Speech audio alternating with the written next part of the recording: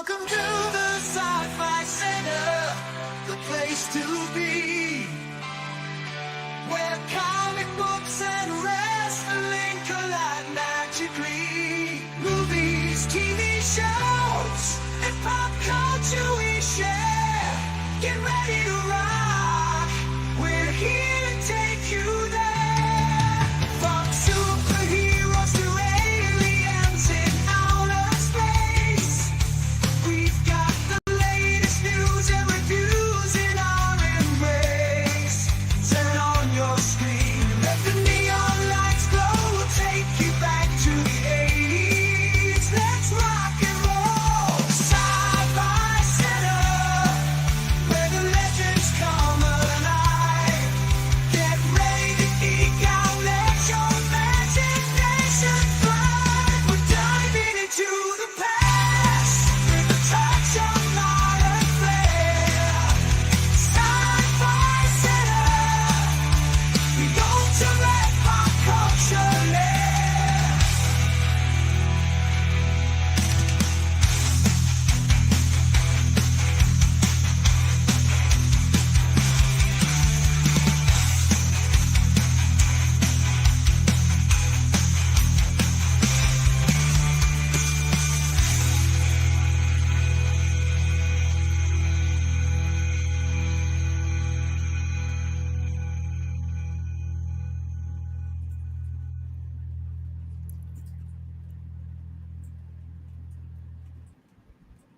Happy Sunday.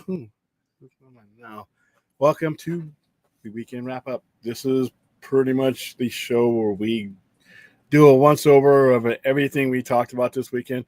Wow, I got to put something on that top shelf. That is so empty. I don't know if I don't want to look at that. That's going to bother the shit out of me. It's like when I'm at the store and somebody buys some of the comics behind me. And I see the gaps. I can't focus on what I'm doing. I'm going to bring my belts home and put them up there. But I'm moving everything over here anyway. So how's everybody doing? How was your week? How is your weekend? Are you ready to dive into the week that begins on August 25th? In about an hour and a half. We are in the last throes of August. Hell, my birthday's in a couple of weeks. Woohoo. And then not too long after that, then we go into fall. We get better weather. We get football. Right now, we're going through this monsoon bullshit. Humidity, rain, more humidity than anything else. I'm hoping it'll be done with by the end of the week. I fucking hate this time of year. This time of year comes right before my favorite time of year, which is autumn, which is fall, which is the leaves dying, football of all sorts happening, NBA and hockey not too far off, baseball about to wrap up. Fantasy football draft will be this weekend, as a matter of fact. So what did we do this weekend? We watched the season premiere of Peacemaker. We watched episode 3 of Alien Earth, episode 4 coming up on Tuesday night. I read Absolute Batman number 11, one of the most brutal interpretations of the Batman story that I've read in a very, very long time. And most of it was bullshit because it's told from a point of view that's not even there, which I figured out late in the game. I watched Forbidden Door. Guys, she got up early. Remember last night I didn't have a lot of energy. I actually got for the first time in maybe like 8 months, an 8-hour block of sleep. I was able to get up and watch Forbidden Door. Very good pay-per-view, very solid pay-per-view. I don't like these pay-per-views in other countries because I got to get up early and it sucks. Solid pay-per-view. One upset that I thought was not going to happen, but did happen. So that sets up some other things. What else did we have on the week? What else did we do? Because I can't remember. Everything we had, double feature, Warfare and Civil War last night. Warfare was unexpected. I mean, I wasn't expecting a bad movie, but I wasn't expecting that. That was a good movie. Civil War, yeah. But that was fun. Toxic Avengers this weekend. I'm hoping this weekend to line up guests associated with Toxic Avenger and Trauma. Fingers crossed, but you know how that works when it comes to guests. All right. Clint, how you doing? You're quoting people. That's nothing wrong with that. And a band And if the band you're in starts playing different tunes, I'll see you on the dark side of the moon. I would sing that, but I am a horrible singer. 9 women accused Jared Leto of sexual misconduct. How that affected? I don't know. I don't know enough about it, and nobody really knows enough about it. I'm pretty sure Disney will do an internal investigation. Anybody who's working with Jared Leto will do a an internal investigation and come to their own conclusion. I, as an outsider, it would be irresponsible for me to guess what they would do. I don't know all the facts. That's why I really don't like to bring up the sleaze stuff, because 9 times out of 10, I'm so far on the outside and I'm bound to say something stupid because I don't have all the facts. I'm not doing an investigation. I'm pretty sure whoever is hiring him right now, either for this, anything, they're going to do a thorough investigation. And they probably, these accusations aren't new, and they seem to be going forward. So that's all I can really say on that. And here's last night's out of hibernation and coming in on the perfect question. I see. Yeah, I'm only gonna I mean, that's pretty much the same answer that I have. It's like, I mean, I'm like, if he's found guilty, throw the book at him. I mean, it's like he's got as much right to due process as everybody else, and that's and Disney. Disney and these companies that are paying him, they're headed into. Tron comes out pretty soon. Tron comes out pretty soon, and they've done, by the time we know about these allegations, Disney and everybody who's hired him, they knew about these allegations, and they've already done their investigation. And at this point, I don't see them altering it. But once again, I'm too far on the outside. These are questions I don't think YouTubers should answer, to be honest with you. I personally can't give you a good answer because I'm not qualified. Not only do I not know a lot of the mechanisms that they would use to do this investigation, I don't know who the witnesses are. It's not my place. And B, I don't have the apparatus and the resources to do an internal investigation to come up with anything true. All I can do is tell you what I heard on the internet, which is the first step to face planting. So sorry, Rational, I wish I could be more help to you, but I do my best to stay away, even when it comes to wrestling. But the only thing about with wrestling is there's sworn statements and there's affidavits out. There's like court proceedings happening when it comes to like Vince McMahon and Brock Lesnar and those things. When it comes to Jared Leto, right now they're allegations. I could say Brad went upside my head and got on a plane back to Savannah. And, and if I provide, if that's all I say, then it's an allegation. Now, if you got a video of me getting beat up by Brad, that's a different thing. See, it's a different thing. Anything other than actual factual stuff, it gets lost in the internet. And then we start filling in, bullshit. So let Disney do their investigation, and whoever's doing He-Man, let these guys do their internal investigation and come to their own conclusions. How you doing, Jose? 91. I figured out. He told me what that was. Those Roman numerals out there. My birthday is on Thursday. Who cares? This is about my birthday. I'm just kidding, Anthony. Happy prelated birthday or whatever. That makes you a Virgo, doesn't it? We're both Virgos. William, my birthday is on Tuesday. Can we do a movie watch along next weekend for a movie I recommend? Okay. The only reason why I will consider this is because the movie that you put out there. If you'd have put out like fucking Dumb and Dumber 2 or some shit like that, I'm like, I wouldn't care whose birthday it is. We ain't doing that. But Heat is an all-time classic. It's one of Michael Mann's, if not Michael Mann's, most underrated film. So I will consider this. That might be a birthday present for us both. What are my thoughts on ending of Forbidden Door? A lot of people are upset how it ended. Well, I don't see how you could be. It was ended with Will Ospreay being attacked and his neck injured because he's going away for neck surgery. He came out. I don't even know why anybody was surprised. He came out Wednesday night and addressed the crowd saying he's probably going to need neck surgery. He was definitely going to need neck surgery. He's put his body through a lot, and especially his style of wrestling. He's going to be out for a couple of months with neck surgery, and this was a way to write him out of the script. That's all. I was okay with it. I mean, because like I said, we knew he wasn't. Would you just rather him disappear with no explanation? So I was all right with it.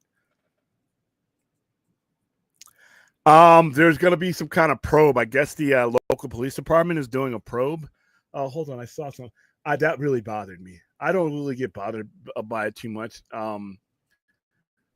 That what he did When he did that, really bothered me because I am a fan of the sport, and I'm going to be 100% honest with you. Going to be 100% honest. I am a fan of professional wrestling. I am not a fan of UFC. So, and not saying that UFC people can't cross over. Plenty of them have, but they have to have the discipline. Not everybody. Let's see. There's a petition out there for him to be arrested for attempted murder. Yeah, I know there's going to be a probe by the local police department. Other than that, I don't know. But yeah, if you're going to come from any other walk of life into professional wrestling, you have to have the discipline. You have to be trained. The absolute last thing you want, more so than any other walk of life, is a combat sports fighter, a UFC fighter in the ring, untrained with a professional wrestler. The people who ran that promotion need to be held accountable for that. They got some questions to answer. And I can't put 100% blame on Raja. He lost his mind. But once again, this ain't his world. If he's not trained, he doesn't need to be there. No UFC person should be in the building without going through proper wrestling training. And then being put on, and that he was at a wrestling academy, but once even a wrestling academy, you're being put into contact with other people. UFC fighters are not wrestlers by nature. So if that guy ever wanted to, I guess he's not pressing charges. Ooh, wow. Or it's not been decided yet. But yeah, to me, if I were there, I would have called the cops. He was given an instruction what to do. He knows it's professional wrestling, and he could have killed that guy. We could have literally been watching a professional wrestler be killed on the air because somebody decided they weren't going to go along with the script. And that's why when you bring over a UFC guy, there's a lot more extensive training because their instincts, when their blood gets going, is going to be different than a guy who spent his entire career holding punches and making him look real. You're going in reverse now when you bring somebody else in, and it can be fun. That's what Ronda Rousey's done. That's the career change he made. Ken Shamrock. There's been plenty of them that can do it, but not everybody can, and clearly Raja is not one of them. That was really, I don't get scared. Like I said, by the way, Forbidden Door, when we go over that, there were some scary moments in that fucking pay-per-view. Darby Allin, if you're watching, what are you trying to do? Are you trying to die? And that's a serious question, but we'll get to that. Usually when I get fearful when it's wrestling, somebody did a bad spot, somebody hit their head wrong, somebody landed wrong. That's it. And that happens. I've seen that. Well, I've watched it on TV today. I've been in the ring where I thought, holy shit, please move your hands and legs. Give me a sign that you're okay. And then they wiggle, they'll get up. You'll see some guy land horribly on some spot and then get right back up. And you're like, oh my God, thanks. Even if the adrenaline, he may be bruised and in pain the next day, but he's up, he's alive, he's moving. And then I was watching the pay-per-view where Owen Hart died. They didn't show it because it was delayed, but that was somebody died right as I was watching live. So there's always a chance that thing can happen under the best of circumstances. But when you bring yourself in there, you don't follow instructions and you start throwing real punches while somebody's on the ground, and then you could see the look in all those professional wrestlers. They rushed that fucking ring. I'm surprised they didn't beat his ass. I'm surprised they didn't lose their mind because seeing a fellow comrade, and he was out. The punches Jackson was hitting him he was full blown hitting him. When you're hitting somebody while they're on the ground, there's a difference because you got gravity working with you. There's nothing to absorb. So his head absorbed all of the force of that thing. Like I said, I'm not a UFC guy, but it would be the same thing when you bring a wrestler into UFC. When Brock Lesnar went back over to UFC, he went through extensive training. He knew that those punches were going to be real. Those chokeholds, those submissions, those are going to be real. It's the reverse. You got to know. You have to understand what you're doing. And Rikishi, who's a Hall of Famer, that he runs that promotion, been running that promotion for like 20 years. But yeah, I saw that. Everybody and their mother tagged me in that too, by the way. Aaron tagged me in that. A whole bunch of my wrestling buddies on Facebook tagged me in that. And I saw it and it made me sick. It fucking scared me. First of all, I didn't know if the guy was alive. Everybody was tweeting that he was dead and that he was flatline. Flatline, when you're talking about in wrestling, means that somebody's knocked out. In non-wrestling terms, obviously it means dead. But when you see somebody like in a wrestling match where somebody is either knocked out or they're injured, the other person in the ring, the conscious one, will do this. They'll do this, or you'll see the ref. A lot of times when you see wrestlers and they take a big bump, if you're watching closely, the referee will go over and he'll say something. You can read their lips. He'll say, "Are you okay? Are you okay?" And if that person doesn't respond and they're concussed, they're out, then they bring a sign, and all the medics are watching for that sign. All the medics are going to watch for that sign, and they bring out. That's when you see real medics come out. If there's a wrestler that can't go anymore, he's broken something, he can't move, they'll do that X sign, and then the other wrestler, his opponent, will come over and can you finish? And if it's something to where they can finish the match, they can get a finisher put on them, but they just can't perform. They've strained, they pulled something, and a guy can half-ass his move to make it look real, then they'll do it that way. Otherwise, they'll call off the match. I've seen matches where it was Tanahashi. No, not Tanahashi. Naito. Takeshi Naito. Naito was facing Will Ospreay. He did a move and he hit his head on the ring post or somewhere. He got knocked out. He was out for a minute, then he got up and he was groggy for the rest of the way. He could not perform at his level, but he did not want to call the match. So what Will Ospreay did is he told him exactly what he was about to do. He's like, "I'm about to spin you this way." He got in close, and if you watch the match, you can see it. But if you're in the audience, you wouldn't know what was happening. He's like, "Here, I'm going to do the." He did a Stormbreaker on him. He did the one move that would make it so that his head would not hit anything, and then he finished the match. He talked him through that match as best he could. There's ways to do that, but when you come in and Rampage is a good looks like a good 240, 250. The guy, yeah, he's huge. The guy he was up against was big too, but he was not expecting real shots. And what started it was he got mad because there was a spot that happened to where he hits him over the head with a beer can. It's done fakely. He may have come in contact to him more than I guess Raja is used to being contacted because he's not in that world. But if you watch the spot, Psycho Smith he comes over his head and he crushes the can before it hits his head. It's a spot. Apparently, Raja thought, you hit me too hard or whatever.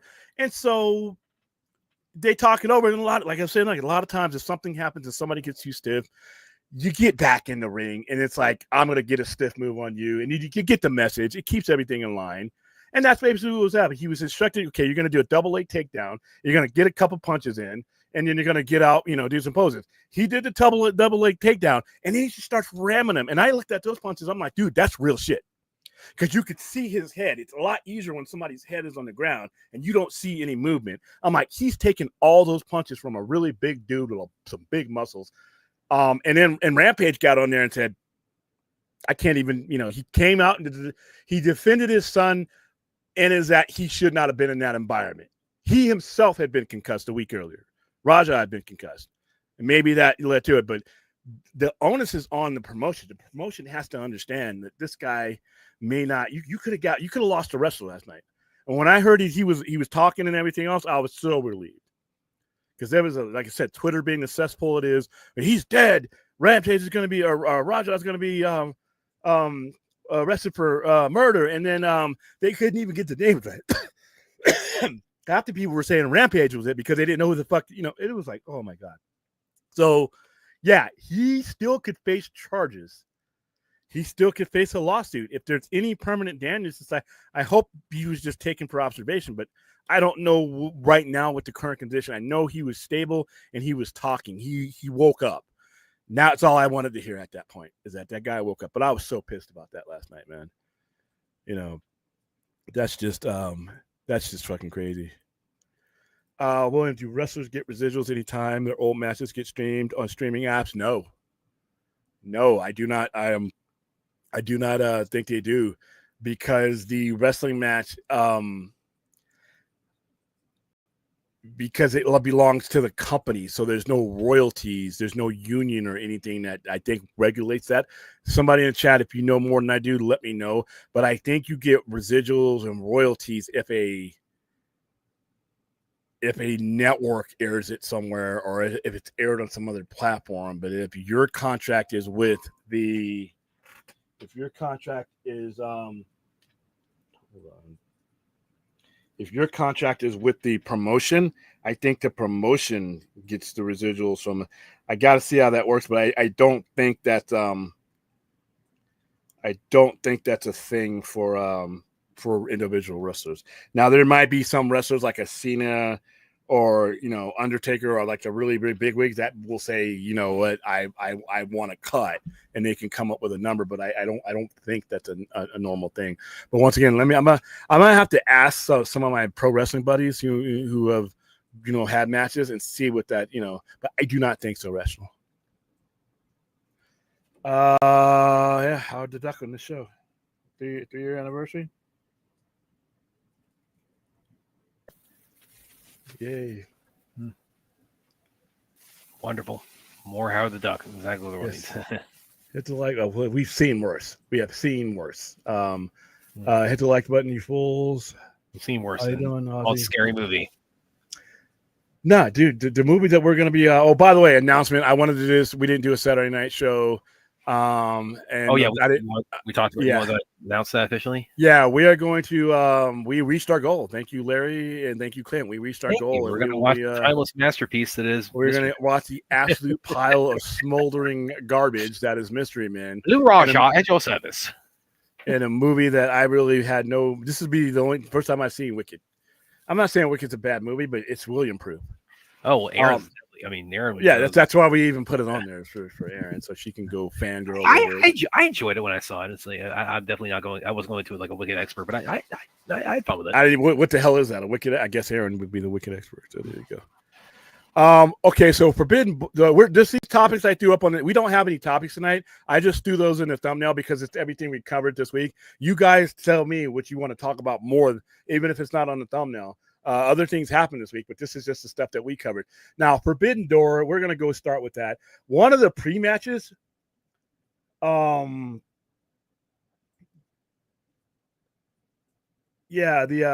was one. It was pretty long, but it was pretty good. It was an 8-man tag match. Pretty good action. 12 minutes, a little bit too long for that. Kyle O'Reilly, Roderick Strong, El Desperado, Yumura, action to the Lilo Ruiz, Callis family. I don't like Josh Alexander being this low on the card. I don't like. I think he's a top tier guy, but there's a lot of top tier guys in the AEW. He's being paid good. They got plenty of time. If you ever seen Josh Alexander wrestle, you'll know what I mean. I got to watch him wrestle one of the greatest matches I've seen in my lifetime. And given how long I've been on the planet and how much wrestling I've seen, that is the greatest live match I've ever seen. And I saw it here in Vegas at Snake Eyes. They lost. They did the job in the pre-show. This was at 9:00 in the morning, so I was still groggy. Gates of Agony and Tone Loga defeated Ricochet defeated Jet Speed, Mike Bailey and Michael Oku. That was a match where one of the guys he got pounced, and pounced is basically when you like shoulder block somebody. This motherfucker flew out the ring backwards and whacked his head and got up. That's one of those moments where I'm like, ooh, are you going to be okay? And then he was. All right, Triangle Magic. This P-show was the longest they've ever done. Julian Hart, Sky Blue, and Thekla, who's very entertaining, with Megan Bain, Penelope Ford, with Chris Statlander and all that. Pretty good match. A lot of power for a woman's match. A lot of power. Megan Bain, Chris it was very entertaining. I was still half awake. This is before 10 o'clock. So, I'm like, you're going in and out. Entertaining enough to keep me going. The Ops, Shibata, Powerhouse Ops, Samoa Joe versus the Bullet Club War Dogs, Joe Maloney, Robbie X, and Gato. They beat them by pinfall, and that was for show. That was a really good match. none of the guys in this ring know how to put on a bad match. Once again, I wish that match would have been deeper in the show instead of on the pre-show, the buy-in, but I'm all right. All right, Adam Copeland and Christian Cage defeated Killswitch, which is the dinosaur guy, and Kip Sabian with Mother Wayne by a pinfall. I was surprised at the work rate by two guys who are older than me. This is a decent length match with some pretty physically much younger guys in the ring. Christian Cage and Adam Copeland at 51 and 50, whatever, 2, 3 are in excellent condition, and they look good in this match. All right, Kyle Fletcher, TBS champion, defeated Takahashi. I kind of ate my. I don't eat breakfast in the morning usually because I'm usually sleep in, but I made some breakfast until that match. So it wasn't right. Mercedes Moné defeated Alex Windsor and Bozilla, and Pierce Funny was a 3-way for the TBS championship. Good match, not the best match. This had two extra women that didn't need to be there in this, but Zack Sabre Jr. defeated Nigel McGuinness, which, in my opinion, was the best match of the night, the second best match. I know I'm going to tie it with the one that we'll get down. Nigel McGuinness, he had to retire because he had a lot of injuries, so he just recently come back.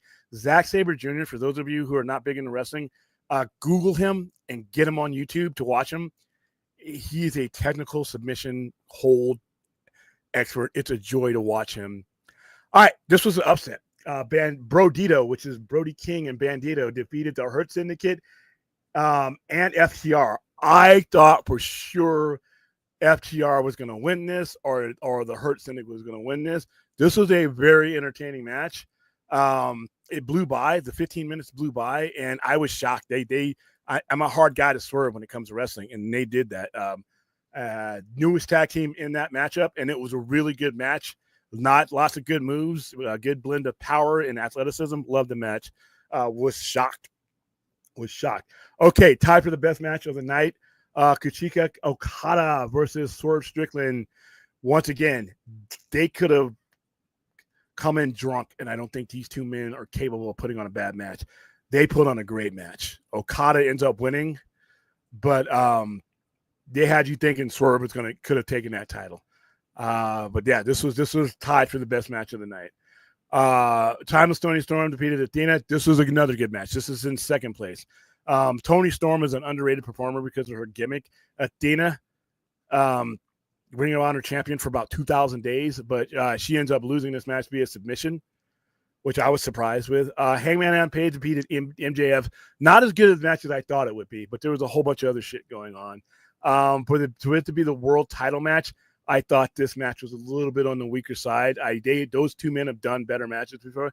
Now, the main event was the Golden Lovers, Kenny Omega, Kota Ibushi, Darby Allin, Hiroshi Tanahashi, Will Ospreay defeated the Death Riders, Claudio Castagnoli, John Moxley, the Young Bucks, Gabe Kidd, who's becoming one of my favorite wrestlers, with Marina Sharif and Will Yuta by pinfall. This match was amazing. I don't put it up in the best because it was not a singles match. This match was amazing. There was shit going on everywhere. Yeah, it's a steel cage. Obviously, they found their way out of the steel cage everywhere. Darby Allin did some crazy shit. This fool has Claudio Castagnoli up on the top of the cage, coming outside with a table. Got the table lined up. He does some forward flip shit and drives from a very high level, both him and Claudio's head into the table. And there's just concrete under it. And I'm like, not only are you trying to die, you're just trying to take people with you at this point. Even you looked over to John Moxley's face. John Moxley looked over like, whoa. And he was checking on him. There was a lot of that shit going on. It was hard for the camera to follow. The way the match ended was cool. It was Kenny Omega got, I think it was Claudio up on the one winged angle, and then Will Ospreay came out and did the hidden blade over the top of it. It was really nice. They celebrated Tanahashi. That was his last American match because he's retiring this year. Then everybody celebrated Will Ospreay because he said, "Hey, I'm going away for surgery." You know, he's in London, so they gave the floor to him. And then Moxley and them came in and beat the hell out of him, put his head, did the concerto thing with the head. Everybody was like, oh, I gasped and shit. I'm like, dude, he just said he's going away for neck surgery. That's the way they've been doing it in the wrestling.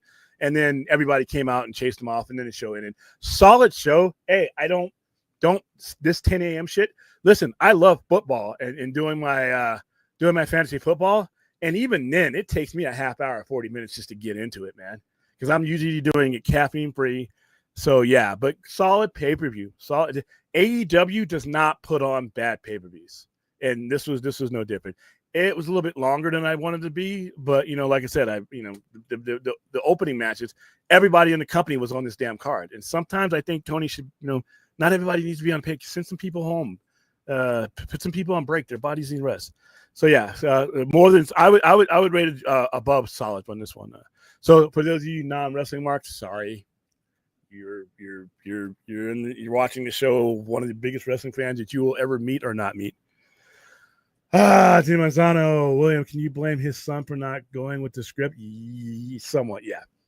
Maybe it's still new to the business. Okay, then that's what I mean. I blame them both. I blame Crocs or whatever the promotion was, for putting him in there before he was ready to have that discipline. But at some point, you're a grown ass man. He's 25 years old. The force that you're hitting with someone with. You've been in that academy enough to know what a real and a fake punch was. You feel your hands hitting someone else's skull. To some point what you're doing. Now, can I blame them for putting him in the position of if he wasn't disciplined and ready, then they shouldn't have been in there. So yeah. Oh, it's okay. Oh, it's what? Oh, it's an Aaron Pitcher. Okay. By the way, something kind of interesting. Thought I'd share. It's sort of like kind of in my in my wheelhouse, but it's also I think it probably fits inside of there. For those of you who are like big action movie lovers like myself, there's a festival going on in California now called the Big Bad Film Festival. Action Twitter guys, brethren out there watching, hi guys.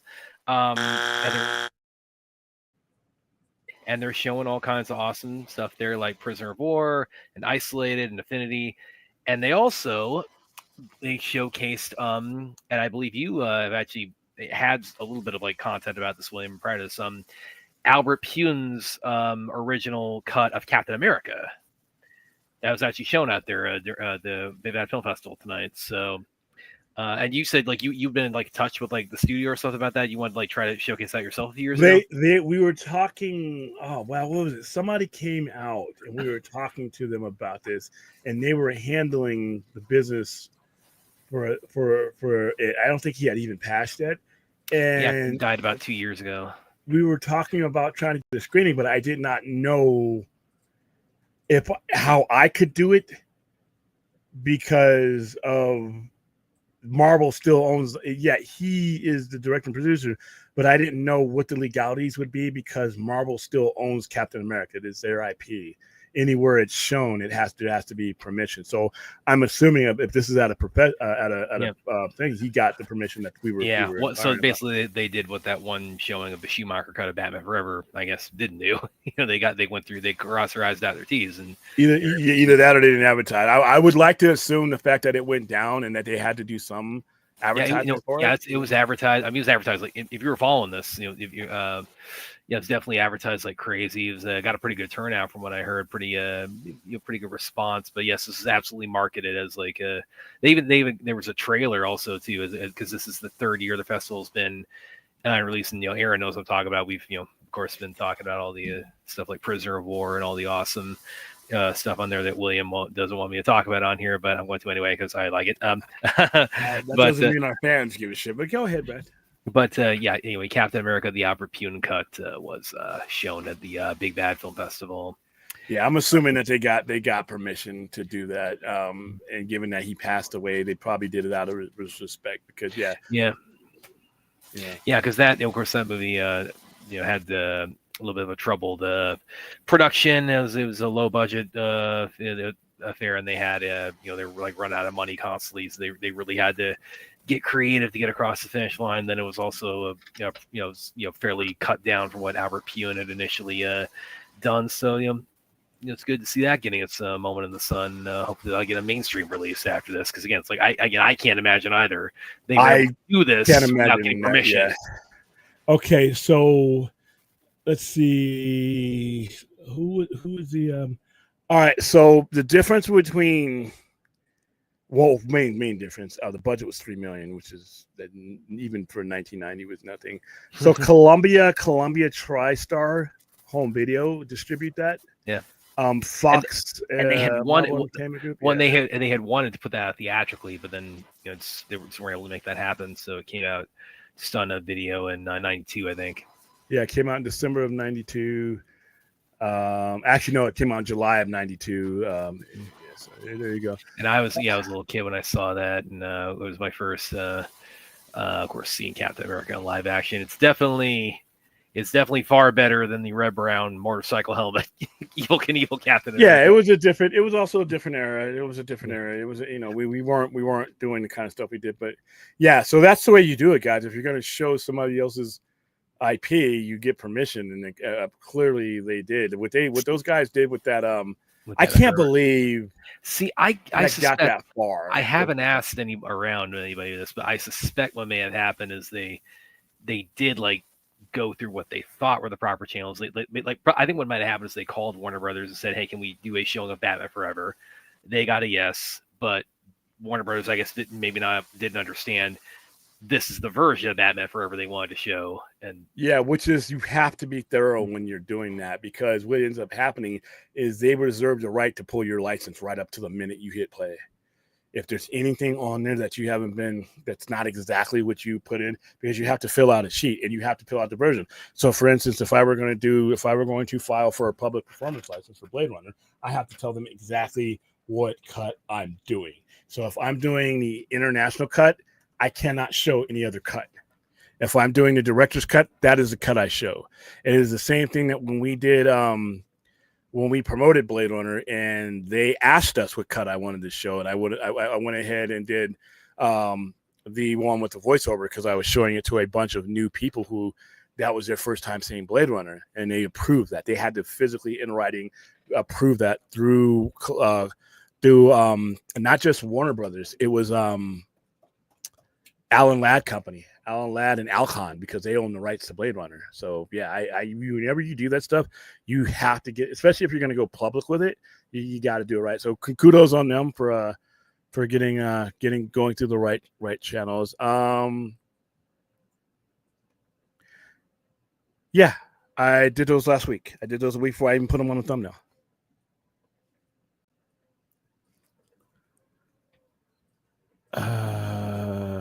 I did not watch NXT. And every time that they do that, I will probably watch. If I do watch it, I rarely watch NXT. I don't think it's that good, to be honest with you. I think it is a C level, C tiered thing that WWE tries to make into something special for me to watch. And the only time that I figure it's special is when there's a TNA person. I wasn't watching TNA before this. I wasn't watching NXT before the TNA deal, because I had no interest in it. So, and then they think they're special by putting the NXT thing up against Forbidden Door on the same day of Forbidden Door. I'm like, you fucking kidding me? If you put a WWE show for me up against a TNA show, not TNA show, but an AEW show, I'm watching it. It's not even, it's a no-brainer for me. Now I'll get around to watching a WWE show if they're going to do that, like the Saturday Night Main Event, but I'm not watching it over.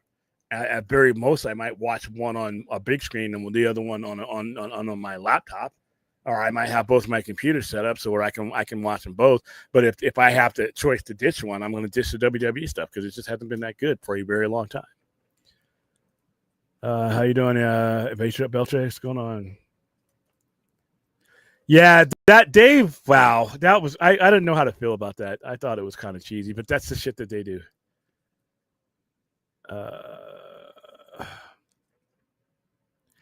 Heat of the moment, I don't care. I mean, you still pay for what you do in the heat of the moment. Heat of the moment doesn't make you innocent. And it's that kind of thing, like discipline.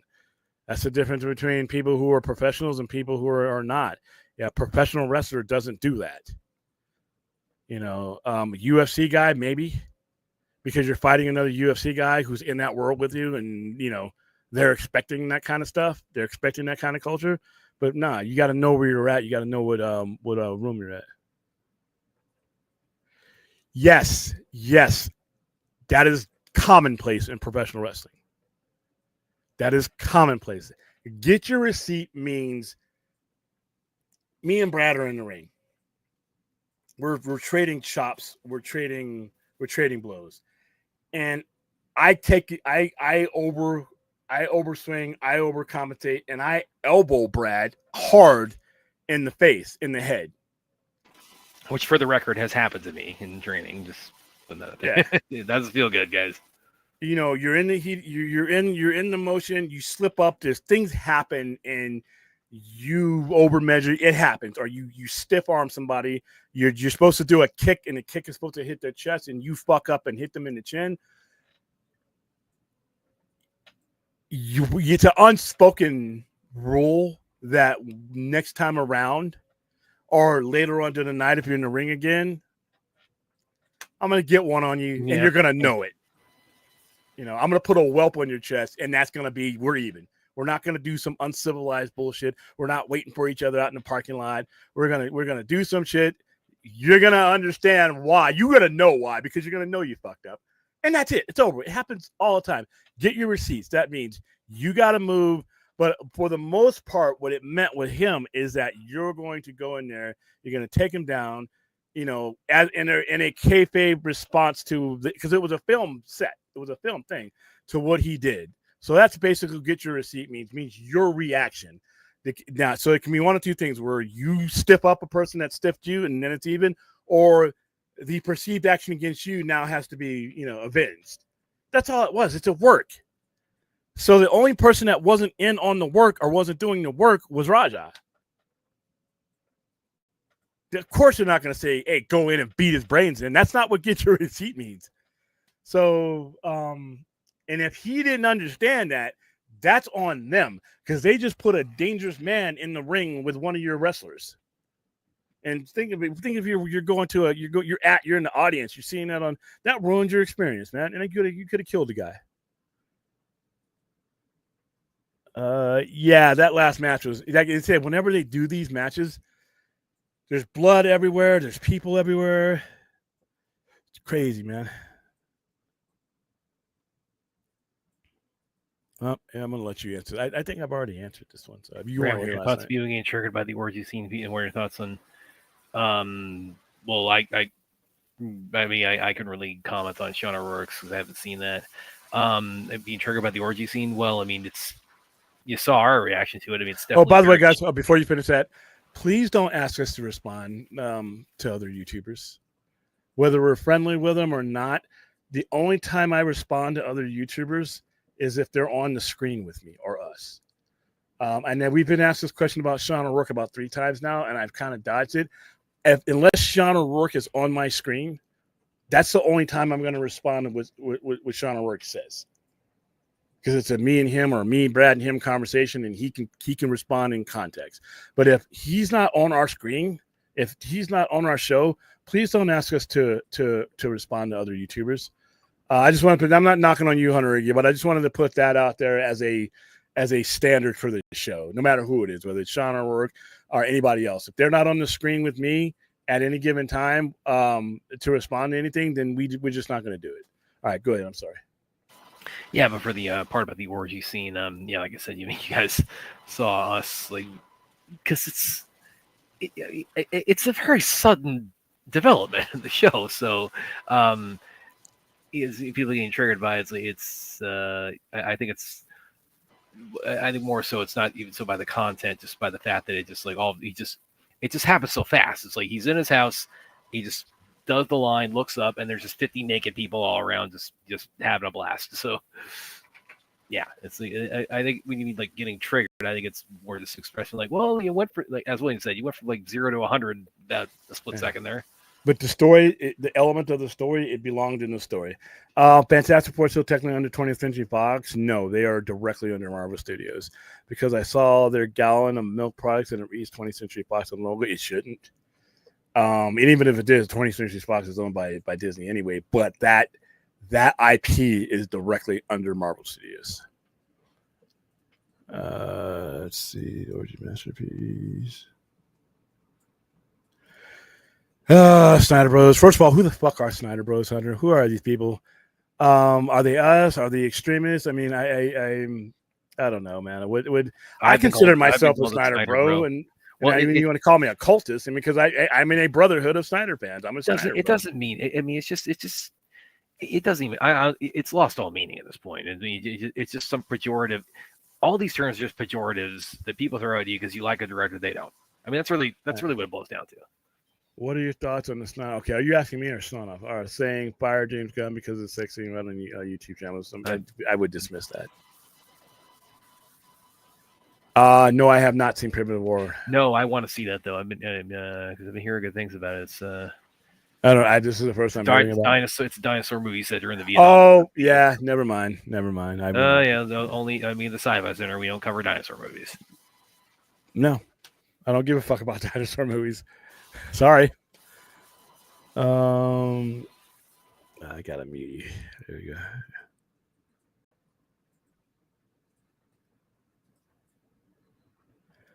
Yeah, it was an outfit. It wasn't exactly like Mr. Terrific, but as soon as I saw it, that's what I thought because he didn't have the black inside. I don't know what the arm said. I know Mr. Terrific says fair play, but I think his said Sword Strickland. But I'll have to look at it again. I'm going to rewatch it again. But his entrances are great, by the way. This guy has it, man. This guy I'm glad he's in the right company. And he was with WWE and they didn't see anything in him, but this guy is top tier talent. I love Sworthwick, and when he comes out and you got Nana there doing all this crazy shit, and he just calmly comes out, fur coats and shit. I love Sworthwick. He's fun to watch. What do they call us female Snyder fans? They can't call us bros. I don't know. They come up with some goofy name. Yeah. All right. So what else happened this week? So yeah, I read Absolute Batman. Well, I had read Absolute Batman 11 prior to this coming into this week. And it was a weird way because I'm reading this and I'm figuring out that some of the things are happening are not characteristic of what has happened in previous issues. And then I realized, and I had to message Scott Snyder to clarify if I was right. And I asked him, were the things that were happening to Bruce in Absolute Batman number 11 really happening, or is that what Albert thinks is happening to him? Because it's being told from Alfred's point of view. And he said the only real thing that really happened in there is when Bruce, what's his face? Bane never came for Bruce. He never came after Bruce. He came after his friends. So all that stuff in there and that brutal ass comic was from what Alfred thought, and I had to ask him. I'm glad I had the author to ask, and he actually got back to me too. Because it reads a little bit ambiguous. I actually did a review for it on Comic Hook, and the way it unfolds. I mean, I interpreted it as okay. This is like their rematch, and it ends in a way where like Batman is like it's Batman takes on some Bane-like characteristics by the end of the issue.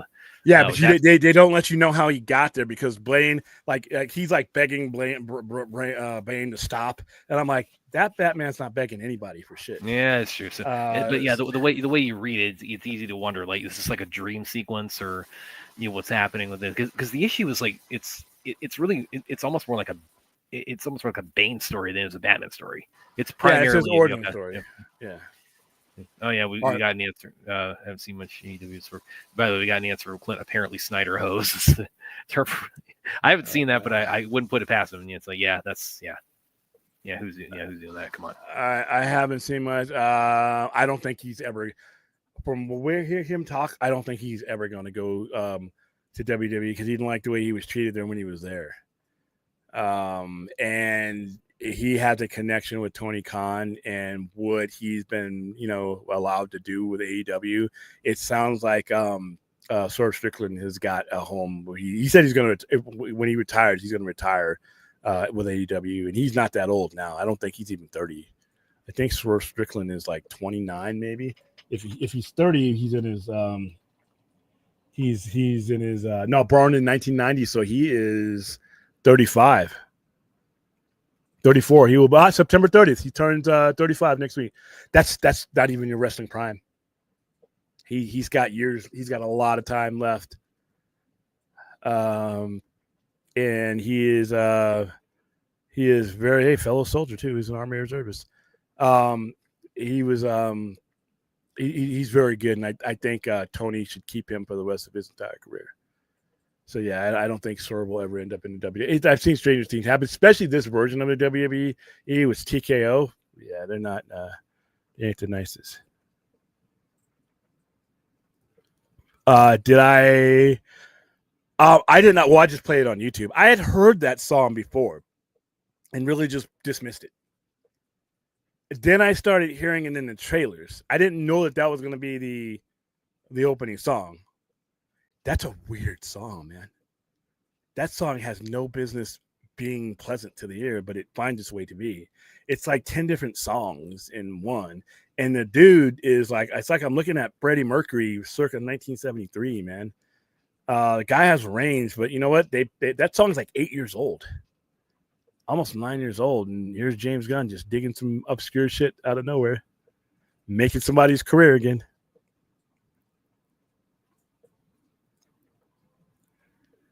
Okay. Oh, that's not a hot take. I wish he had never had done. He never needed it. I mean, granted, he was like 55 years old, 56 years old when he did it. He didn't do it with any meaningful time in his career. That's the thing that all with me, because to me, everybody thinks, well, you have to have your WrestleMania moment. You have to be a WWE to consider to be the best. I'm like, fuck that. Kenny Omega is one of the best in the world, has been for the last 15, 16 years, will never step in a WWE ring. Okada has been the best globally, will never go into. Will Ospreay had the opportunity to go over there, had a contract on the table, chose AEW. People make business decisions, and it's not all fanboy stuff that, not everybody needs a WrestleMania moment. Some people want an all-out moment. Some people want an all-in moment. Some people want a Wrestle Kingdom moment.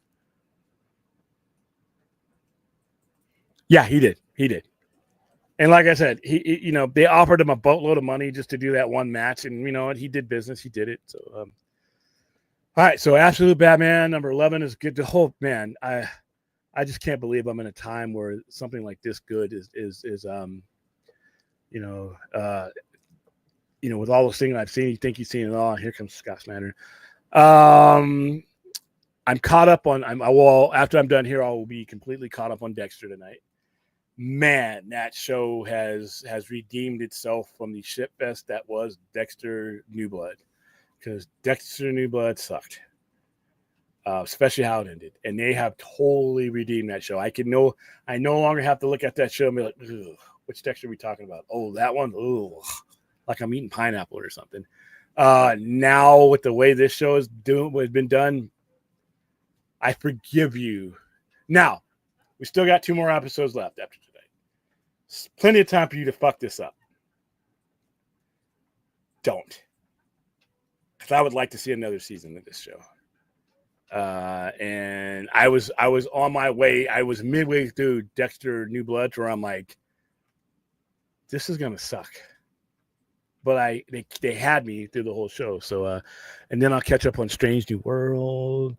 And yeah, I didn't see. I just like the Undertaker, the way they book these matches for themselves.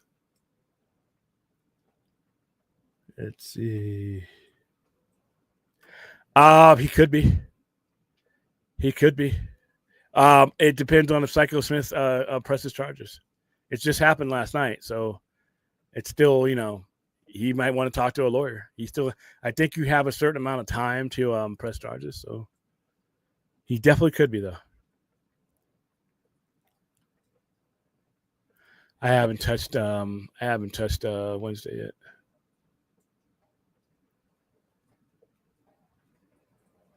No, I haven't. After I'm done with Dexter, I'm going to be up for a couple hours, and I'm going to catch up. I'm halfway through Strange New Worlds, and I have not finished watching it. So, yeah, that was the week. That was the week. That was 2 watch-alongs during the week, and then we had the one. We would have had one on Friday, but we ended up changing it out. Pleasantly surprised with Warfare. Civil War was what it was. I knew the movie was bullshit. And again, yeah, guys, I was kind of burning the candle at both ends 2 days prior, so I just came home on Saturday after a couple of lessons I teach, and just like I just had to get horizontal for a while. Pussy. Yeah, that's exactly. You texted me one letter at a time. That's funny. I wish you could hear. I wish you could hear that text. Okay, I see. It says Words House on it. So I figured that's what it. Yeah, and that's definitely Mr. Terrific because the jacket, and obviously, Swerve's all about Black culture. Let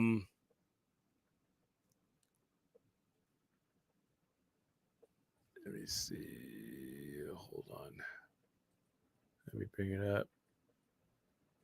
See, yeah, he has a habit of coming out to some, like I said before, some really cool outfits.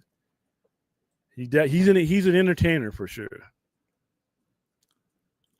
Let's see, Aaron push this out, and it's AEW posting this, so they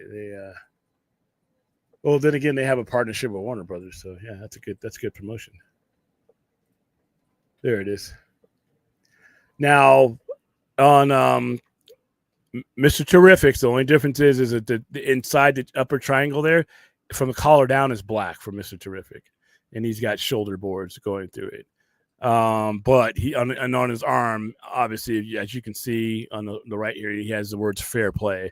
Now, the reason why Mr. Terrific, and we're going to go into this on one of these shows sooner than later. The reason why Mr. Terrific has the words "fair play" on his arm is he took over that mantle at the behest of the Spectre, I think. The Spectre showed him a story of the original Mr. Terrific from like the 30s, I think. And he was a crime fighter, no real powers or anything like that, but he was pretty good at what he did. But his thing was he would always fight you straight up. He would never try to deceive you or use trickery. Fair play. And that was his gimmick. And he has the original Mr. Terrific has that on him somewhere. I think it's on his leg or sleeve or on his chest. And when this Mr. Terrific was depressed, he was suicidal, he was about to kill himself because he had lost his family in an accident. And that's when the Spectre came along and gave him that path, if I can remember correctly. So that's why he has fair play. People were asking me why he had fair play because who froze? I think Brad froze. Why he had that on his arm? Yeah, he has it on his arm because he's not the original Mr. Terrific. I don't know. I don't know if World's Finest is coming before the Batman movie. I don't know. I don't know. I wish I had some insight for you there, Chuck. My favorite solo Batman film is going to be The Batman. I think The Batman is the most complete, authentic, accurate vibe, everything. It is the most complete solo Batman movie out there. Does that mean Robert Pattinson is my favorite individual actor playing Batman? No. But his movie, if you're asking me about the entirety of the movie, The Batman is the best Batman movie made. What about you, Brad?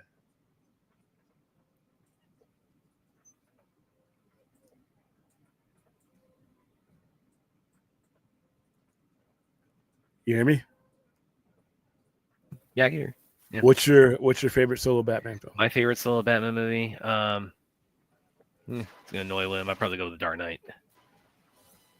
That's a Joker movie, but okay. By the way, I posted the version of was that yours or was that just somebody else who like? That's somebody else, but mine is exact because he did exactly what I did. Joker, so it's just nothing but Joker scenes, but yeah, you did it the same way. Yeah, it's exactly the same way. It's the same order, same everything. Yep, because that's the movie. That's the movie. So chronologically, just shows every Joker scene. Okay. Yep. The only version of The Dark Knight sense that way, but yeah. It was the only thing in the movie I ever want to see. Well, he's talking about the best solo Batman movie. Yeah, if you're telling me that, then I very strongly suspect that Ben Affleck's would take that title for me if we were able to actually see it. But as far as like ones that have been made, Dark Knight takes that for me. Yeah, yeah. For me, like I said, it's a Batman, and like I always say, everything no one attempted to do in that trilogy, Matt Reeves did, and that's why that movie is just I can watch that over and over again.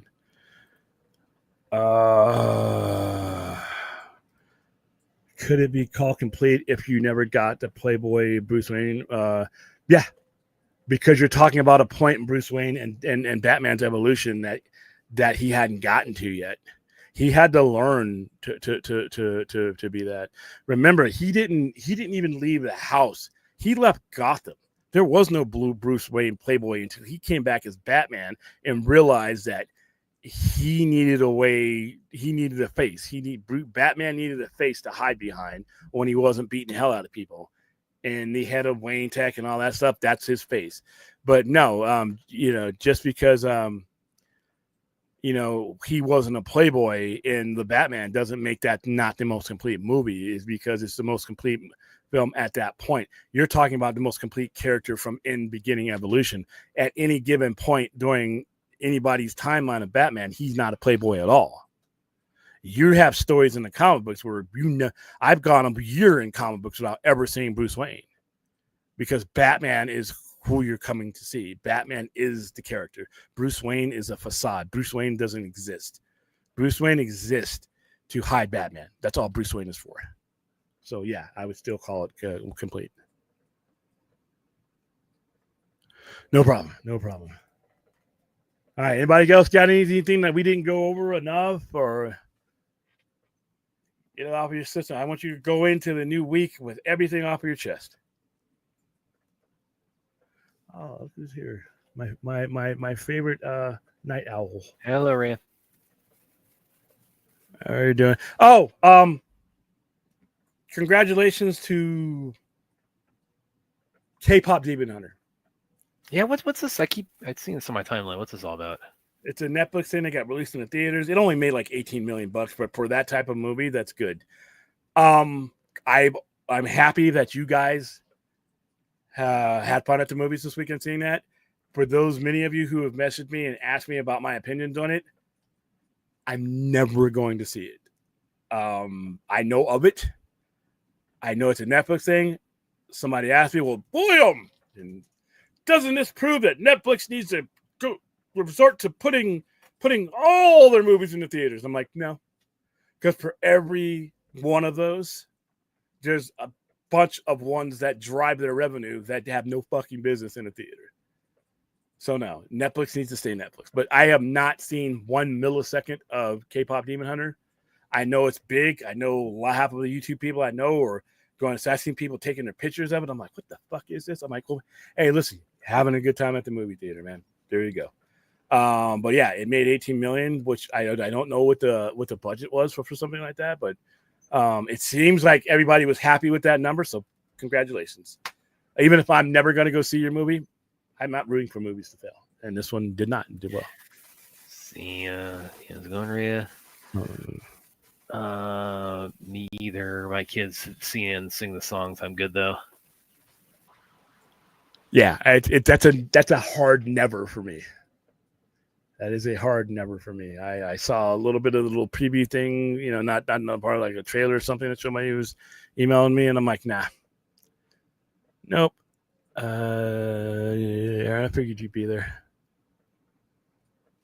How you doing, Antonio Baker? Oh, I thought you'd be sleeping out in front of the movie theater, eh?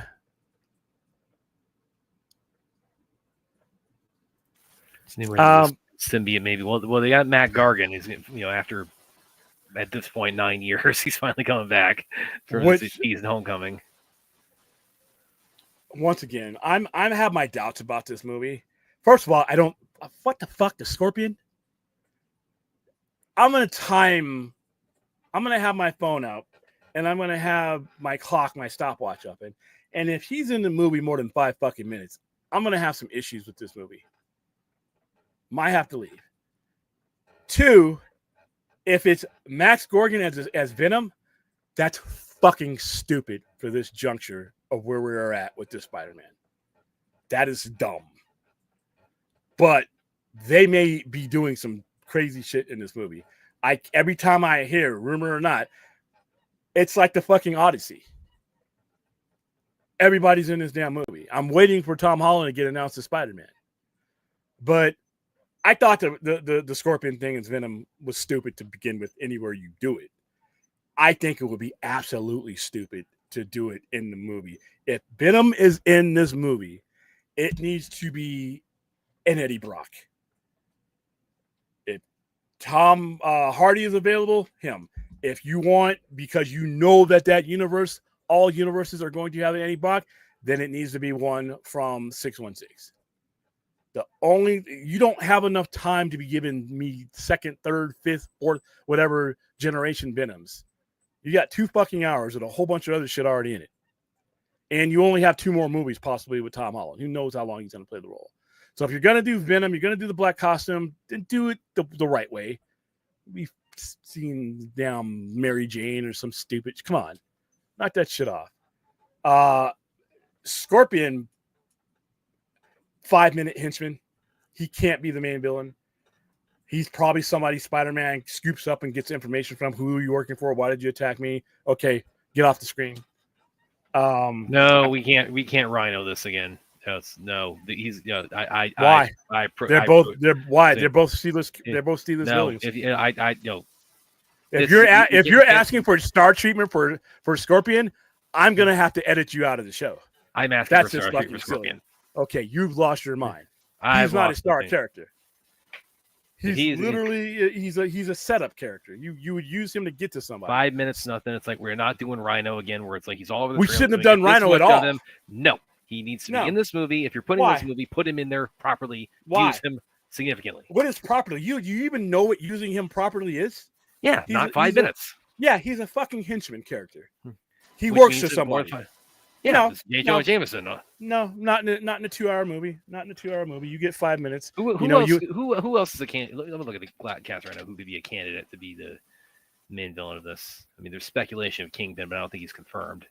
And I don't think he would be directly a villain. He might send somebody, but Well, he's going to be busy, battling Daredevil and like his army of like. That's if he's in the movie of capable people who can take the Kingpin down. But whatever. We're not going to get in that stupid ass discussion because it makes my show. So Punisher, Hulk, they're definitely not villains. Well, Punisher, kind of on the borderline, but as far as his relationship with Spider-Man, anyway. I can wait till it comes out. I mean, Ned Leeds. I mean, you could like suppose like. Just make him Hobgoblin, but I don't see him doing that in this. If they're gonna do, you can't do Hobgoblin though. You if you do Hobgoblin, you have to explain why there's a fucking Hobgoblin. Yeah, again, like the only there's a few people here. There's like their roles aren't disclosed, like who they are, but like Sadie Sink and Liza Colin-Zayas and Tremel Tillman, like they're in it, but it's not confirmed who they are. So the only like confirmed casting who is definitely a villain is Michael Mondo as Mac Gargan right now. He hadn't been in the movie in 9 years? Yeah, last time we saw him, he was in prison at the end of Homecoming. I mean, shit, you could do the Vulture a better service in there than you can. Well, he got zapped off into the Morbius universe, and that's there's no Morbius last universe. time we're seeing that again. No, he's a Sony character. You could see him in this next movie if they wanted to, and it would make more sense than Scorpion because Vulture. That Vulture was a little bit higher into. But once again, seeing Scorpion, who fucking cares? Seeing him as Vulture Venom, would make no sense at this point because he already made it as a Spider-Man. Well. He makes as much sense as Scorpion does. Makes the exact amount of sense. I think Scorpion's your main villain in this. I would bet with what we've seen right now, unless Kingpin is hidden. What you're seeing right now is scraps of bullshit that we're all trying to put together. Don't make that bet. I would wait to make that bet. I think he's a henchman working for the villain. But yo, I wouldn't. Hobgoblin would be at this point would be silly because of the fact that you haven't had the Green Goblin in this universe yet. Unless you're just going to retcon the Green Goblin and go to Hobgoblin, that would be dumb. I don't know who the main villain is yet. I don't, like I said, I don't think it's going to be a henchman character. I think he'll be in it, but he's working for somebody. And Punisher, Punisher are probably looking for the same person. He'll be Scorpion. He'll probably be the lead villain. The same with Steppenwolf is working for Darkseid. See, Steppenwolf was A1. Steppenwolf is in 90% of them. Is in most of the movie. Darkseid just steps through and says some shit and steps back in.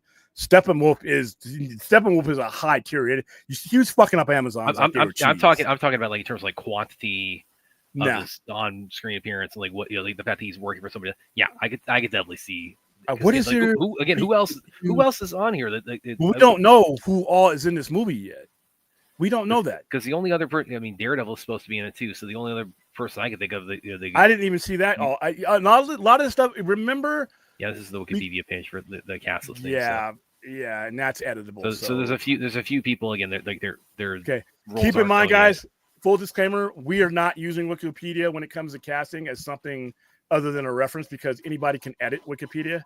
So, but these are confirmed people who are in it though. This isn't like we're just making up names of people in this movie. Once again, they'll make their announcements of who's what and where, and that's it. We don't know who the main villain is because they haven't revealed who the main villain is. That whole casting is not even complete yet. They're still announcing people that are attached to the movie. So your main villain is probably not even on that screen. It could be somebody they pull out of their ass, and the Punisher needs to go after him, and Spider-Man needs to say, we can't have you killing this guy. It could be some guy they completely fabricate for this movie, for all we know. Who's Punisher going after right now? We don't know because they have not revealed it yet. Well, who was the last person we saw him going after is what I'm saying. In Daredevil, yeah, but that's no guarantee. So I'm not going to piece together. I don't do the one piece puzzle thing to try to make the whole puzzle out. I'm just not going to do that. There's just not enough. Go forth. Let me pull this up. Oh, really? Fourth? Urban legend? When you go on, like when you went on like every scary movie page that said that's my favorite thing of all time. It's urban legend.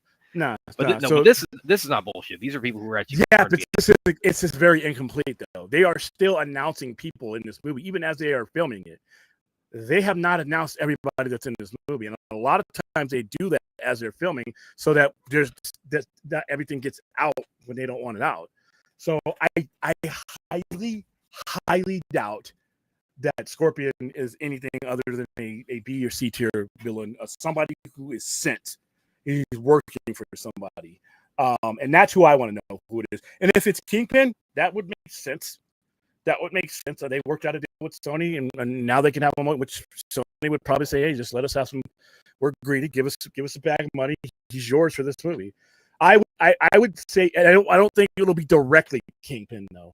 I think it's Kingpin as the A-list if it's him, and then he has someone else he I has thought of other too. people. What about Alistair Smythe? Because we've never seen him at all in these movies. Movies.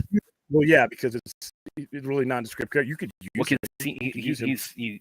Like traditionally, like a lot of places have been shown as like kind of be like manipulated by the Kingpin. So the Rose, you could use. There's a lot. I mean, the thing about it is when you bring the Kingpin era stuff, the Hobgoblin had been around because Norman Osborn was already dead. So I don't know who the main villain's going to be. Like I said, could be wrong because I'm not a soothsayer, I'm not a fortune teller, but I'm doubting that it's Matt Gordon. I'm surprised he's even in the movie because he's not that tier of villain, and they've never, they really haven't done anything with him. And there's having him in there just because he's listed as being there, he, like I said, he could literally be 5 minutes in the movie. So I would need to know, but if he's in there, I don't care.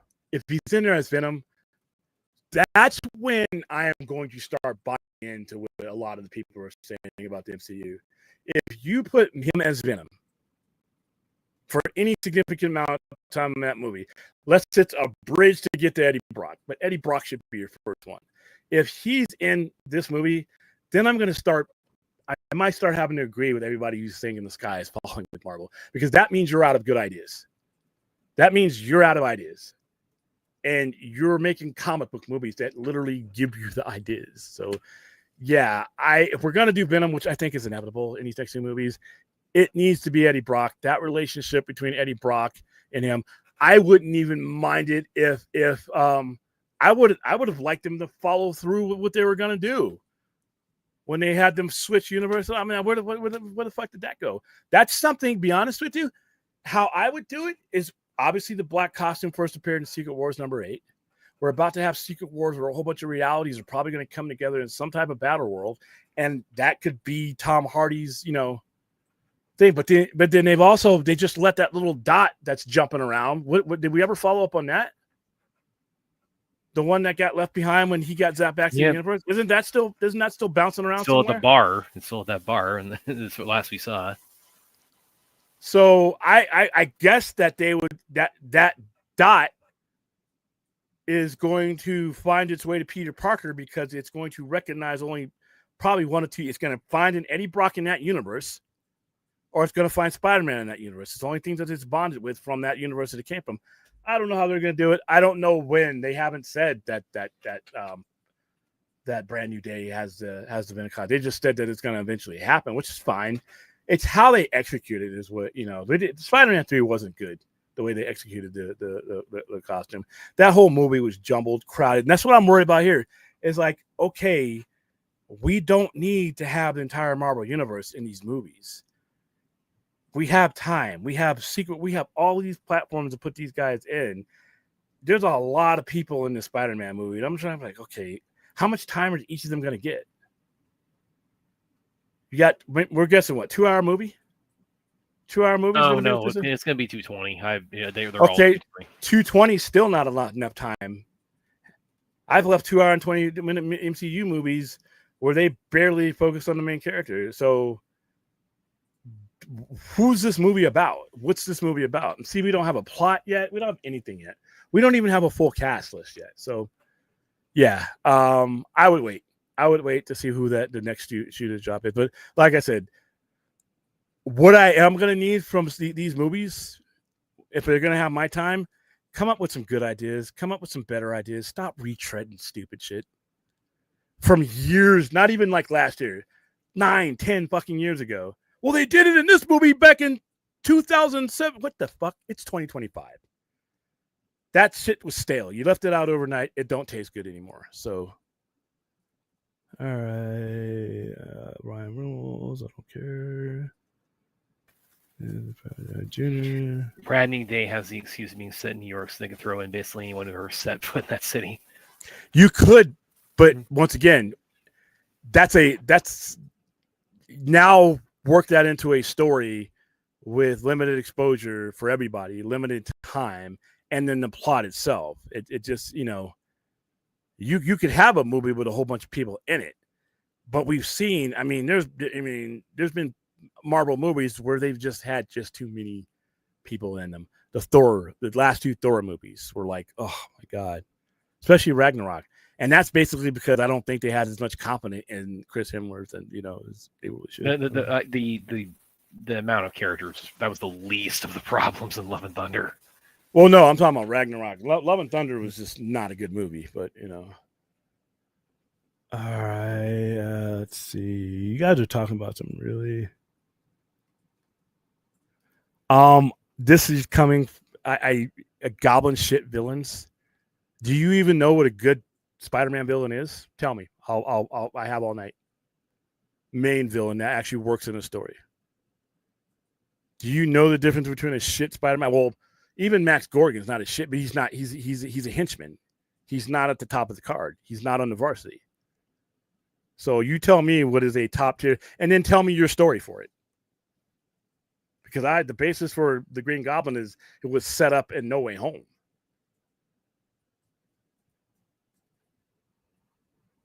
Let's see.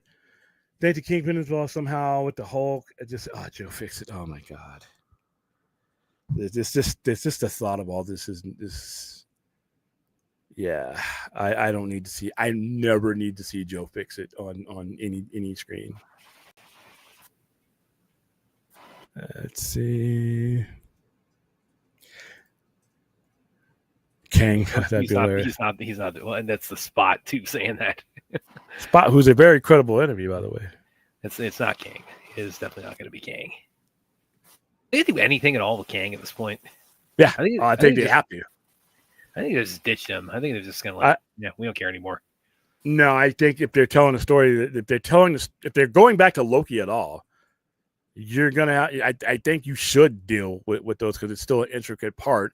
You're also dealing with mutants and how variants of Kang first find the very first mutant known to man should play into it. But you know what? Like I said, Marvel made the Marvels. So, just thinking Marvel's going to do the right thing with the movie all the time is not just. I had something highlighted in you. Dr. Octopus is his best villain. He's definitely up there. He's definitely in the top. I'd say pretty much anybody who was a villain in No Way Home is an upper tier Spider-Man villain in my book. This is the problem I have. This is the problem with having the Punisher in this movie, depending on how much time he is. This is the problem with having the Hulk in this movie. So it's all of this is going to depend on how much time that they're given. If it's just a conversation, hey, Peter, I know what you're going through, and then he's gone, I'm okay. But if he's in the movie for a significant amount of time, it's like, okay, what are we doing? Now I got the Punisher in here. And then throw in some B and C list villains, and then your main villain who you haven't even announced yet. So they're going to have to really juggle a lot of things to make this work. I mean, I'm not saying that they can't, but it's like, I've been waiting since the beginning of this MCU Spider-Man thing to get a Spider-Man movie that's about him. Who knows? I have to hold my breath, I guess. There's just a lot, and it's just like they keep announcing shit. I'm like, God, stop the announcements. Jeez. Well, if they're doing Sinister, and Sony's been trying to make Sinister 6 for how long? So, and I don't think we're seeing a Sinister 6. Well, and that's the irony is that No Way Home, the collection of villains pretty much kind of fills that. I mean, it's the closest we've gotten to, and there's only 5 of them technically, but then if you count Venom at the end credits, then it's like, well, technically we got 6 of them in there. So upset. I don't get upset over shit that this is not going to kill me. No, it's a waste. I mean, I value my time. I don't like having my time wasted. Now, what you're putting out here, so when you're typing this stuff, Rational, I need you to read this out loud. So I'm going to read it out loud for you. William is upset for a movie set in a comic book cinematic universe, has comic book characters in it. That has nothing to do with anything. A story is a story, whether you're using Smurfs, talking dogs, fucking unicorns, or comic book characters. A story is a story. If your story is about Papa Smurf getting it on with Smurfette, and I spend 2 hours on all 97 other fucking Smurfs, guess what? My movie is not effective. All right. If my movie is about flying monkeys and I got all kinds of other shit in there in my 2.5 hours that I have that has nothing to do with the flying monkeys, then guess what? My movie is not structurally sound. Doesn't matter whether they're comic book characters or not. You can have too many fucking comic book characters in a comic book. Comic books are being canceled and failed because of that. So the story comes first. Regardless to what the components that you're using, if you oversaturate one element of your story with other elements of the story that aren't the main story, then as a viewer, you're fucking up my pace. Doesn't matter what the genre is. If you have a movie about a serial killer and I spend half hour on the serial killer and I'm doing romantic conversations about my childhood with the other 75% of the movie, guess what? That movie's gonna suck. So you can do a comic book movie with comic book characters and balance it out and still tell your story as long as the story is first. If they're throwing in all these elements in a properly support the story, then I have no problem with it. But I've seen it done the other way more times than not. Usually with Spider-Man. So no, it doesn't matter what the genre is. It's just the fact of, is your story focusing on what I'm coming to see? If Spider-Man is on the title card, then guess what I'm going to be fucking looking for when I buy my ticket? Spider-Man.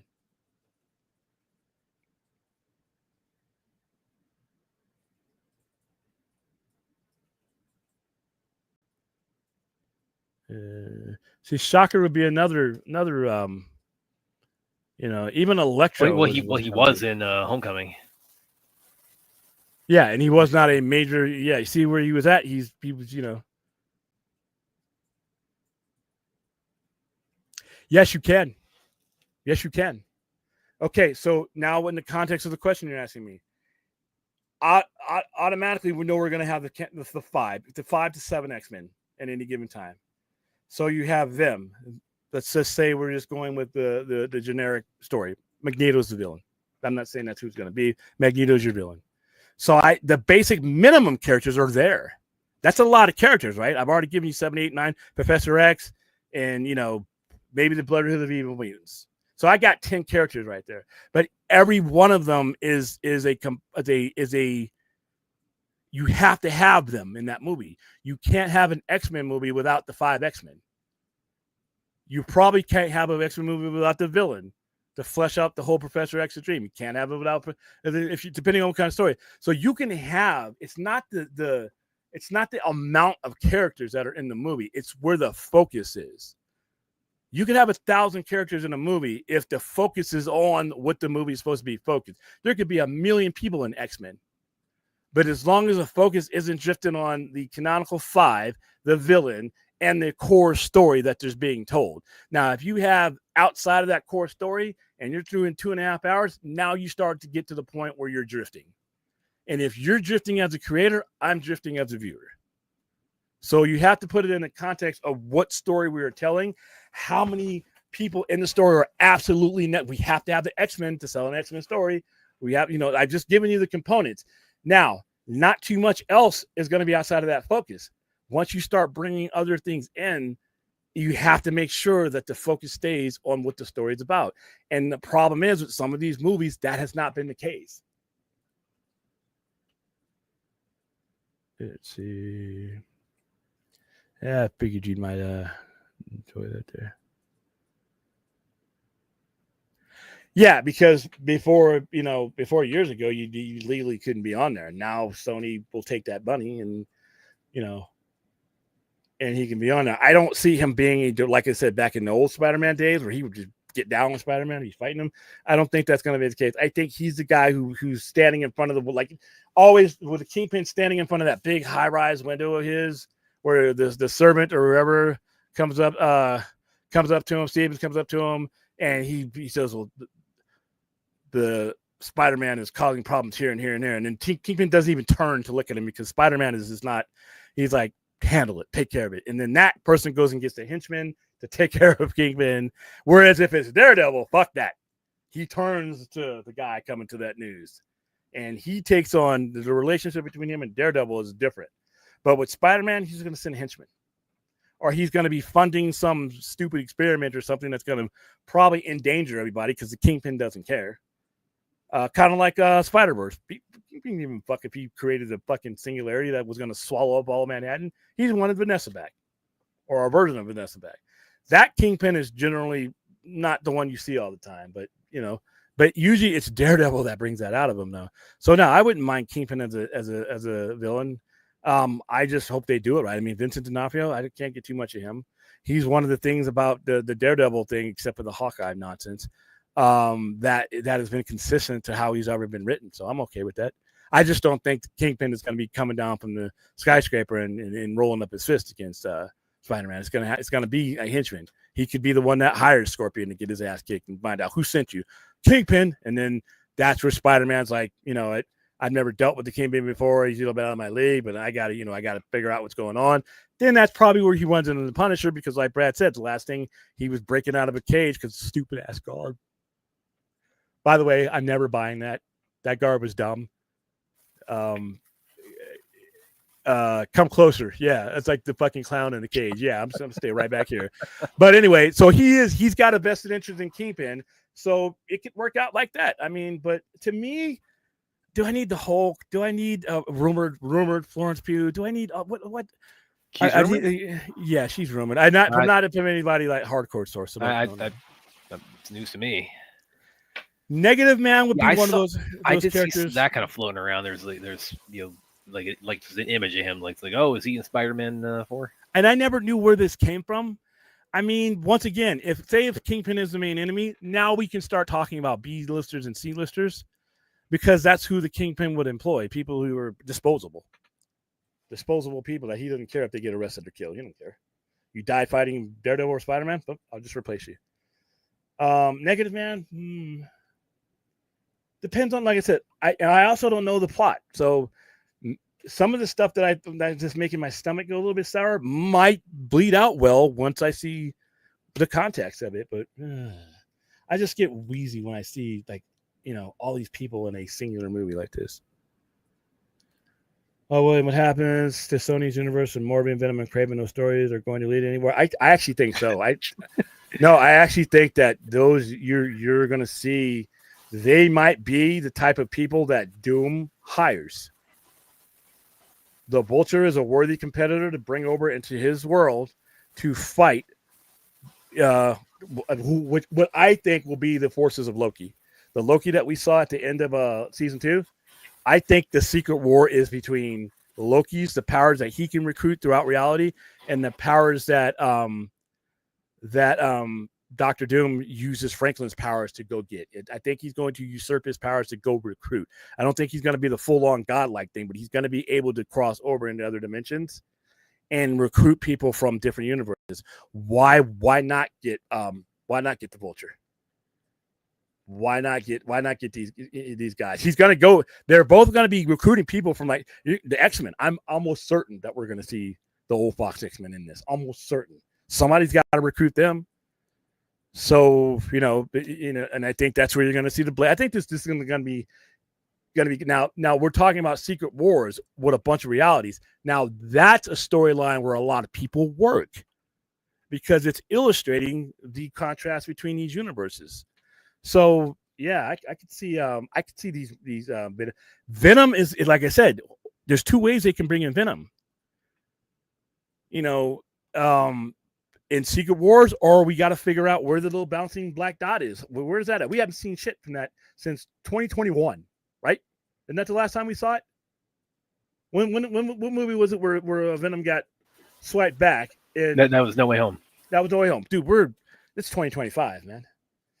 That's been a long time. I ain't even followed up on shit. I wonder how many people even remember. I did, because I was all hyped about that.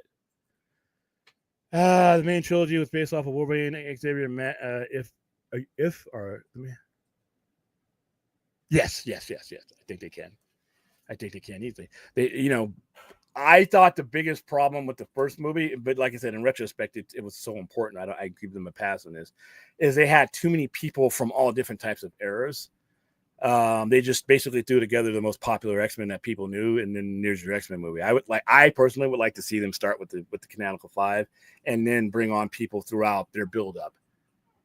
Like you have the school, and then by the time you get to the end of the X-Men saga, you have those X-Men. But you could have 7 to 8.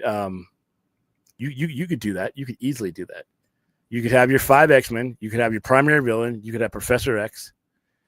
And then you have your other support characters. I think they could do that easily. Now, with the difference between the Fox movie was going on popularity of the characters that they picked. I think Feige is I got a gut feeling, don't have any proof, he's going to build the X-Men organically to get to that point. I don't think you're just gonna see Wolverine's an X-Man, Rogue's an X-Man right off the bat. And then you see a bunch of periphery X-Men. I think he's going to start with the foundation of the X-Men and then go from there. Now, where he picks up the story, because the very first time we see the X-Men after Secret Wars, they could have been X-Men. They could have been the X-Men for 5-10 years, because the timelines are blended together now. Or he can say, the black and yellow costumes with the X belt buckles. He can do a lot of stuff. That's why I'm so interested to see what they do here. But the quick answer to your question is yes or no. He would make sure that that never happened, though.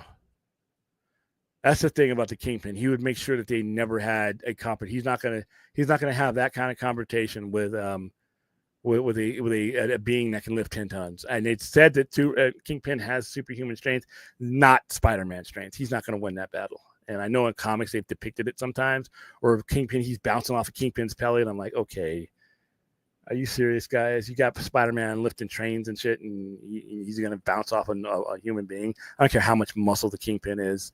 Spider-Man is super. Yeah. So, no, he's going to have a henchman. He's going to have a henchman in between them. Maybe Tombstone. I don't think Tombstone has been used in a movie. You know what they kind of tease in Far From Home that I'd love to see. This guy's definitely more henchman villain, but I'd love to see done some point as Hydra Man.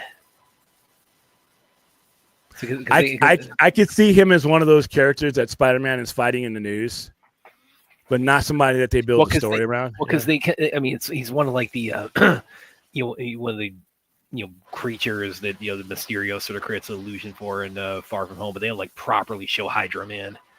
It's like he's basically a thug, with water powers, but he's like the opposite of Sadman. And they got smashed together at one point and turned into mud. Yeah. I think the style of Marvel going forward will be to overstuff the movies with characters to get people to watch. Going forward, that's the corner formula. What you talking about? What they've been doing. Going forward, I'm hoping going forward we go the other way. But there are certain X-Men you do have to stuff the movie. But once again, it's not how many people. It's the focus. Are they there to support the story? And at what level? So if I'm watching a movie about the X-Men, my focus is on the X-Men and their plight, whether it be going up against whatever mutant baddie, Apocalypse, whoever, the story. Anybody else can be in there, but the focus needs to be on them. It wouldn't bother me that all these people are in a Spider-Man movie if I thought that they would keep the focus on Spider-Man. And I hope they do. I haven't seen the movie yet. But with X-Men, you could pull it off simple because you're talking about a school. Hell, okay, say we've been X-Men for 5-10 years and we already have the New Mutants in there, right? So it depends on where he starts it in. It may justify having a lot of characters, but what are we focusing on though? Is it still an X-Men story? That's what you have to ask yourself. If you're watching a movie and the title character, the title group, is that movie still this movie? Or is this just another vessel for other characters to come through and see how they work out? That's what bothers me. You might see him. You might see him sooner than later. Especially if they reintroduce a Psylocke into this or a Mojo. Who knows? You might even see a long shot.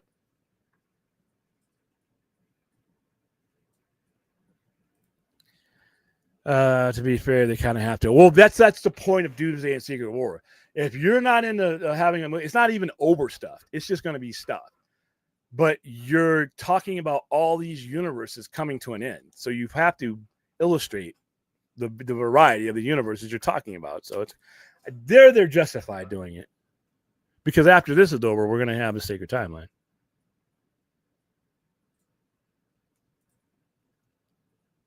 Not really. We don't need to see Wolverine in a solo movie, Hulk movie, or vice versa. Now you can have a solo Wolverine movie, but I don't think he necessarily. It could be years before he joins X-Men. Wolverine didn't join the X-Men until like 13 years after they'd been in existence. So you can have him in the world, but I don't know if you need a. I don't know if you need a solo. So you're not going to get a solo Hulk movie because that's Universal and there's no money in it right now. I don't know about Wolverine. I mean, you could even bring him in. I mean, I think we're years away from Wolverine. Maybe, I don't know. Maybe, you know what? We're either years away from him or we're going to see Hugh Jackman hand the torch, just like I think Wesley Snipes is going to get wiped out in one of these movies, and then that's where you may see Mahershala Ali, which would make sense. Him fighting alongside Doctor Strange to stop all this stuff. Because remember, Doctor Strange, nobody forgets because they haven't even done anything with this. Is he's hopping around realities right now, and you can rest assured that he's probably going to be, because Loki can't leave where he's sitting, so he's going to have a mystical being or something like Doctor Strange as a conduit. So it's a lot going on. My favorite Spider-Man movie. Okay, I've ranked this before. So it's Across the Spider-Verse, Into the Spider-Verse, Spider-Man No Way Home, Spider-Man 2, Spider-Man, Amazing Spider-Man, Amazing Spider-Man 2, and then Amazing Spider-Man 3. Those are my going down. Yeah, I need to think on a little more if I rank them all. But yeah, my number one, I would definitely put it as No Way Home. That's my number one. Is because that's it's the best live action one, but it's the two for me, the two animated ones are far and away the best stories that they've ever told. It's for me, it was the one that just really feels the most like this is like a big celebration of Spider-Man. It was No Way Home. And again, a lot of it also is like just the theater experience with No Way Home too. It's like, I mean, it's you're talking about like top 5 like best theater experiences too. No Way Home is definitely in there for me because I mean, again, we talked about this on the show before. Not everybody and their mother knew. We all knew Toby and Andrew were in this movie, no matter how many times poor Andrew had to deny it up and down the press tour. Yeah, it wasn't even. It was a joke at that point. Yeah, but that's what made it so fun going into it. It's because again, it was such an open secret, and I mean, my and this has been COVID. It was definitely was much more of a factor of day to day life. Than it's been since. That was definitely the most packed. In the COVID mask wearing vaccine. Era. That was the most packed I saw a theater by far. I mean, it was standing room only that night. It was like 10 days before Christmas when it came out. So I get in there and the audience is just super psyched for it. And first big cheer moment is that Kane coming down and seeing Matt Murdock and catching the brick. And then Toby and Andrew showing up, and again, everybody knew. Yeah, I got mild applause for Daredevil. They clapped, but it wasn't anywhere near. It was pretty big for Daredevil, mind you. But it was thunderous when Toby and Andrew showed up. Yeah, because remember, I had people in there. I know people who watch Netflix Daredevil think everybody knows who that is and what that is. I still had people in my theater who had never watched Netflix Daredevil, which is a lot of people, by the way. The vast majority of people I walk into have not watched that, and that was reinforced when we did our watch-alongs. And when I was trying to get people to watch on, I was like, I haven't even seen a Netflix show yet. I'm like, well, fuck. So, mine was semi-muted. We had one half of the audience that was like, and the other half was like, who's that? That was not the case when Andrew Garfield walks through there. And again, if they weren't cheering before he gave that portal, I mean, they damn sure were when he pulled his mask off. Yeah, most of us knew when he turned around because obviously Andrew Garfield's Spider-Man suit has significantly larger eyes. You could see the distinction between each suit. Yeah, and that Earth is his. The Tom Holland Spider-Man arms are distinct. They both have all 3 of the Spider-Men had distinct eyes, and that's how you could tell who they were. But when he turned around, you knew it was his build. Mm-hmm. And when he starts hopping in there like that, and then he jumps in and he takes his mask off. And the music builds up. It's like, it was because you only knew we didn't know what order. We knew they were in the movie, but we didn't know what order they were. We didn't know at what point they were going to show up. We didn't, but again, it was the most open of open secrets. And then Tobey Maguire's one, again, when he does it and get another one, you knew who that had to be. Yeah, when they say, okay, try it again, they get the guy. It's like, yep, we see where this is headed.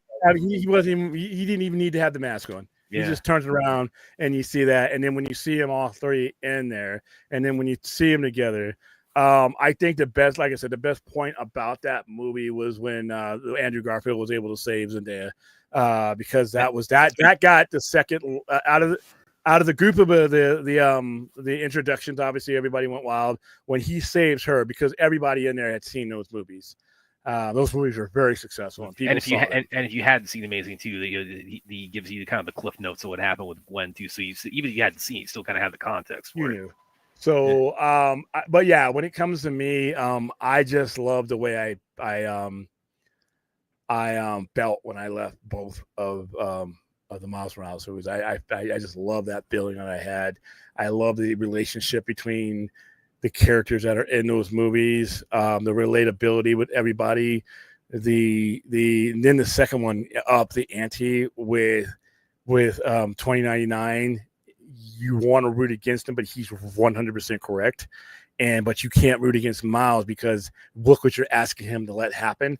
So that was beautifully done, and that's why those two are my favorite. And here's something else I'm thinking about too with No Way Home and with 2021, and I think I may pitch something on this, and I think this might play a little bit into what the debate in the last year or two with the CBMs. Like, are we seeing the you've said like we're seeing it's not superhero fatigue, but it's like fatigue of like it being like lackluster, the characters that are kind of the bench warmer characters and being in the spotlight. See, I think from a big part of it for me is that 2021 was the we had what bookended that year as far as CBMs. We had Zack Snyder's Justice League come out first, and then we had Spider-Man No Way Home. It was the first, and that was the last.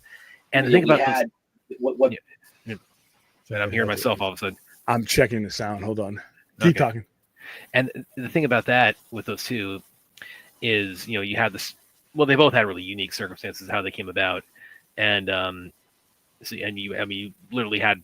The fan base just had to fight forever to see Zack Snyder's Justice League, and then No Way Home. It was just seeing the three big screen generations of Spider-Man on team up on screen together.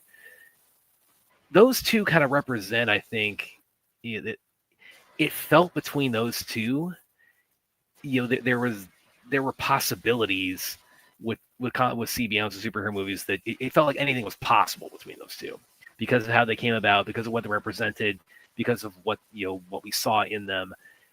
They both threw open doors of this possibility. It felt like the sky was the limit, like out of those two, and I think that's I think we've been lacking that since then. Where like those two represent like the possibility of like this could happen or this could happen or we could get this or this or these big events can come out of it, and both of them are the fact they bookended 21 as far as CBMs goes. They those two together I think represent the idea of like of new possibilities, things that we never thought we would see before. When it comes to DC and Marvel movies, and I think it's a combination of factors. It's definitely different between each company, but I think that's something that has been lacking in them collectively since we've seen the promise of like the idea of like anything is possible with what those two embodied coming in bookending 2021 that way, but I don't think we've seen that capitalized on properly. Oh, and then I'll cut it down to the fact that since 2001 you haven't had the type of A-list characters in the movies. DC started you with some and then left you with Shazam and Blue Beetles and stuff like that. And people just don't want that. They don't hate it, but it's just not, But you know what I'm saying when I say that though, it's like those two, it's like because of what they are, because of how they came about, because of what happens in each of them. I think that might be a personal thing because most people, the majority of people don't know how Zack Snyder's or how that all came about. Most people don't know how these movies come about. So I guess that would be an individual thing, like for you or me, how we felt, because we know. I get what you're saying, but I think that as far as like the general audience, most of them don't work. Well, not just how they came about, but also again like what they embody. It's we're gonna know that. We know that. One of them that has 3 Spider-Man from 3 separate franchises. Well, that one was big. That one was big because everybody saw them. But as far as like anything else goes, plus that movie did well because of the generational aspect of it. You literally had overlapping generations of successful Spider-Man movie. Not one of those Spider-Men were not successful.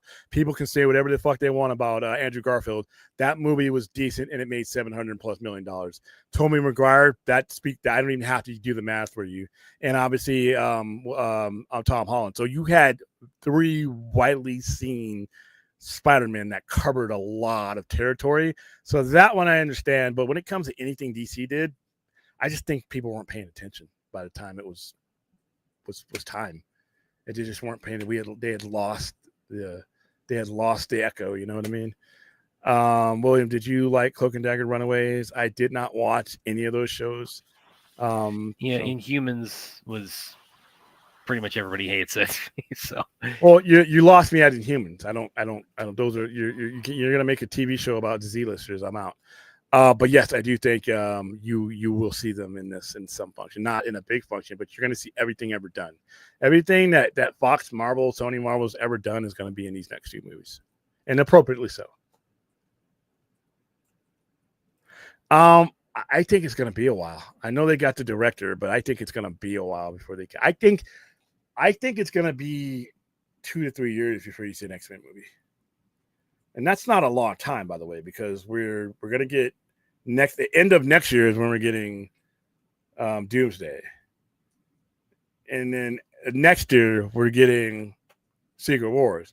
So my assumption is that whatever X-Men you're getting is going to be in that universe that is left over from the consolidation.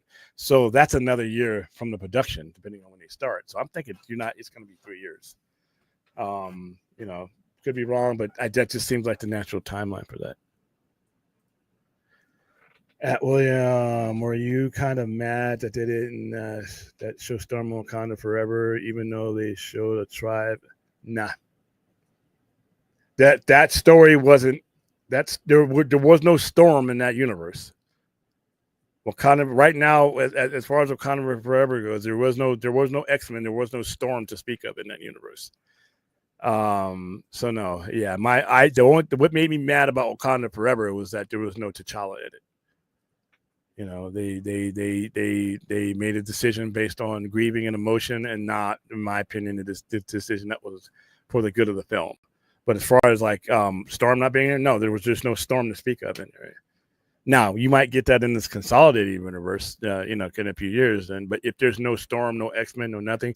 Now in the current Ultimate universe, there's no X-Men either. But Storm has been worked into the story. Now, if you wanted to bring her in as an unaffiliated character, I could be down with that. I mean, I wouldn't have. Tell you what, her being there or not being there didn't change things one way or another. It wouldn't have mattered because there was no T'Challa in the movie. What purpose was she served in that movie? Hanging out with Namor? I don't know. That's something Cedar should do. So. There's no amazing. No, I think I got that. I think you were referring to Spider-Man 3. You just called it Amazing Spider-Man 3. Yeah. Yeah. Okay. When I was talking about Spider-Man, told me, okay, gotcha. I thought you were making fun.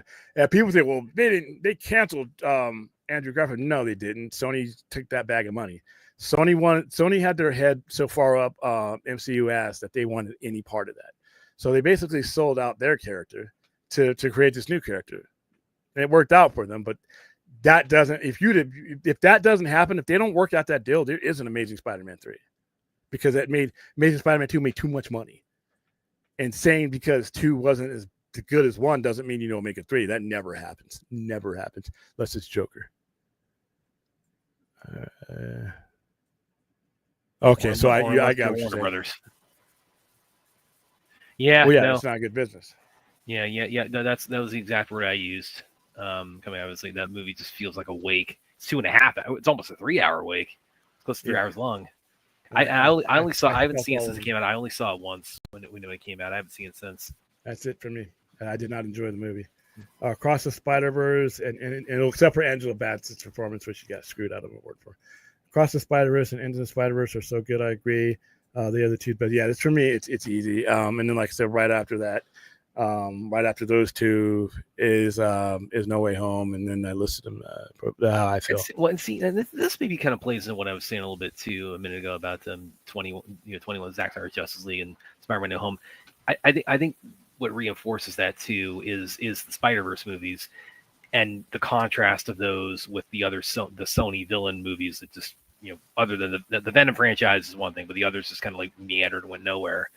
It's with the Spider-Verse movies, like the Sony, they've always like shown like a confidence and they backed the Spider-Verse movies in a way they just didn't with Craven or with Morbius or Madam Web. Well, that's because you had the proper management and personnel working on one, while another group of people, with what's her face, Pascal, and all that other stuff, they need to be. I think they need to go simply because they don't have enough confidence to make their own Spider-Man movie. Yeah, but I think that kind of plays in the point I was making too. Is like the Spider-Verse. It's like those two they show, and they they definitely they delve into a lot of what I was talking about with No Way Home. They throw open a lot of doors where it just feels like this. There's so many different directions you could take with this, and it's like it opens up the audience to feel excited for like we're ready to take this ride with you. And again, with like Morbius and Madam Web, Craven, it's like, I mean, that I for the life of me, the biggest problem with those movies is they're not. You're the reason why you even know or care about those characters is Spider-Man. See, Spider-Man Into the Spider-Verse had Spider-Man in it. That's the key. Nothing else. Yeah, that's the key. But we also know it's like they could have used Spider-Man in any of those movies. Well, yeah, after the fact, we find out that they could have used it. They were just too scared. We find that out after the fact, but they didn't find that after the fact. Well, yeah, and that's what I mean about being pussies. Yeah. Daredevil No Way Home cameo in my cinema was dead. See, I didn't, to be honest, mine wasn't dead. They just weren't like, half of them were like, I mean, it wasn't Toby or Andrew applause for me, but it was definitely big applause. Yeah, mine was, like I said, okay. Half the people recognized them, the other half of people were asking the people who were clapping, "Who is this?" Which is fine. I mean, like I said, it was a Netflix show that not everybody watched. Well, they don't even necessarily have to know about the show. They know it's like, okay, we may not follow the show, but it's easy. That's Matt Murdock. No, we might not know where he's from, like origin wise, but that's Matt Murdock. No, half the people in my theater were asking the people who were clapping or being asked by some of the people with them, and I had people asking me, "Who's that?" And I said, "It's Daredevil," because it's a guy who's not in a Daredevil costume. You guys had a different audience than mine, because my audience definitely, they definitely knew who that was, even if they didn't know who was playing him or what show he's from. I knew who it was, and I could turn when people turned around and looked at me. It's there. Some people didn't even need to ask. It's Daredevil. It's Daredevil. See what he did? He caught the thing. He's blind. He's Daredevil. And then he had people who had a periphery, but he hadn't been anything. Daredevil had not been anything that was that widespread. Netflix wasn't that. You're talking about a time when Netflix wasn't the Netflix that we have today. Its audience was not like a third lower than that. I mean, you're on a show and on a character that was separate from the MCU, and you got to realize the mentality of people during that time. If it wasn't coming from the MCU, they weren't watching it. It just wasn't happening. So a lot of people did not, and I say, and I think they relied when it came to Born Again. I think that a lot of people, because they're inside of all this, think that a lot more people that did watch that show, and they didn't think that they had to really reintroduce it. That was a problem with Born Again. There were certain points where you had to watch the Netflix show to understand what was going on. And a lot of people didn't watch the Netflix show. And a lot of people I tried to get into the new show didn't watch it and didn't feel like having to do homework to get into this. And it's like, really, never mind. I give up. You'll come around 10 years from now. But yeah, that was, I found that out when I was trying to get the hype going for our watch parties. I got so many people who are like, "Oh, I would," but I didn't even watch the Netflix show. I'm like, "Well, fuck. I don't know what to tell you. Should I have you just come in? If you come in and watch it with us, I'm just going to spend half our time explaining to you, okay, here's what happened in season 1. Here's who are all these clutter characters, and why is he with all these people? You got to watch the show." So yeah, I mean, like I said, it was I don't even think the numbers for Daredevil Born Again were because I saw their rating. I don't know if that's what Marvel wanted. I think they wanted more. I don't know if we're getting a season 3 of Daredevil Born Again, to be honest with you. I think that is going to almost, with any show, but I think that whether we get a Daredevil Born Again season 3 is going to completely rely on if this one does any significant numbers. Because if it does last year's numbers and are below, I don't know if you get a season 3 of Born Again, to be honest with you. I wouldn't bet on it, And I know that they were talking about it. I mean, I think somebody asked Charlie Cox about it, and he gave a different answer than Vincent D'Onofrio. He gave off the vibe that this season was the final season. Now, that hasn't been announced anywhere yet, but I don't know what would change it. You know what I mean? It would have to be like spectacular. Well, you remember the Punisher cameo in Spider-Man 2? No, I don't. You're going to have to fill me in on that. If there was a Punisher cameo in Spider-Man 2, be honest with you, you're talking about like Sam Raimi Spider-Man 2? Neither. There's no Punisher in either one that I can read. recall. Thank you for the $2 super chat. Is there a Punisher cameo? Let me look at that. I remember like during that period, they did try to actually make they tried to make a Wolverine cameo and they tried to get see if they get Hugh Jackman into Spider-Man 2. They just weren't able to make it happen. I think it's actually it came very close to happening, but they just weren't. They couldn't like get like the something about like the prosthetic claws. They weren't able to get there on set in time, so they just scrapped it. Oh, I see some of these pictures. There's a guy walking behind Mary Jane in black. Oh, does he have a skull shirt on? No, he doesn't. He's just wearing something black. No, so he's a Dolph Lundgren Punisher. He just has the skull on the hilt of the knife. All right. Thank you for the $2. But no, Arash, I have not seen that.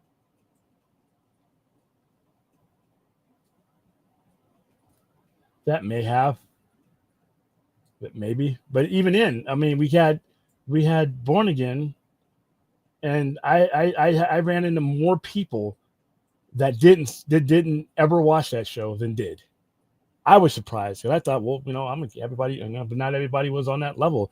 And like I said, it wasn't MCU at the time, so they weren't really getting that audience.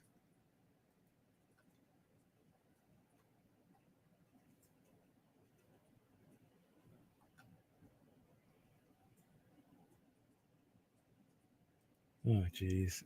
That's that. Oh, that. I'm glad I never recognized that because that would have been ultra lame. All right, guys, we're at 2 hours. I'm going to wrap it up there. Came out the same year too. The Punisher and Spider-Man 2. They came out in 2004. Yeah. As you guys know, if you notice, I almost never bring up those versions of the Punisher on this show. Well, you might. You're going to because they're probably going to be in Secret Wars. Well, I know one's not going to be for sure. Yeah. We went for it for tragic reasons. And I don't think Thomas Jane will be in there. I don't know if those will be. I don't know how many street level characters you're going to have in there, but who knows? I don't know what the script is. But no, all due respect to Thomas Jane and Ray Stevens, may he rest in peace. As somebody who grew up reading The Punisher, the way he was designed and the way his attitude was designed, and watching those movies and having watched vigilante shoot 'em up movies and revenge movies all my life, that's all those two Punishers are to me. They do brilliantly in what they're doing. They are great vigilante type characters, but they're not the Punisher. John Bernthal is a Punisher. And that's it. The live action Punisher for me begins and ends with one person.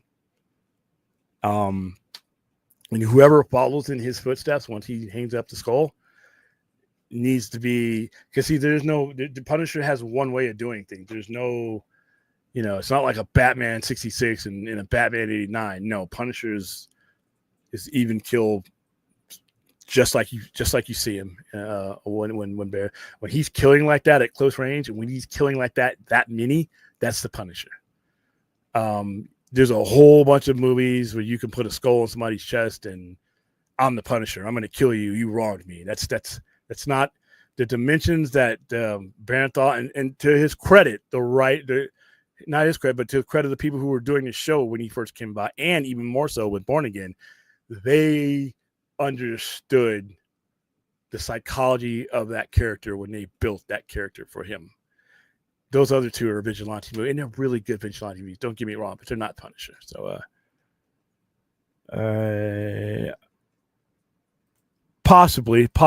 But like I said, I don't know. I don't know if that show was a hit. To be honest with you. Well, I mean, are they done? Are they finished filming season 2? I think so. And they're not filming season 3. So, but then again, they filmed the season 2 awfully quick for a streaming show. Well, they got to, and especially because he's got this big enemy he's got to take down, and you need allies to do that. And again, if you're playing this tactically, guys, do you A, round up a bunch of homeless people, or do you B,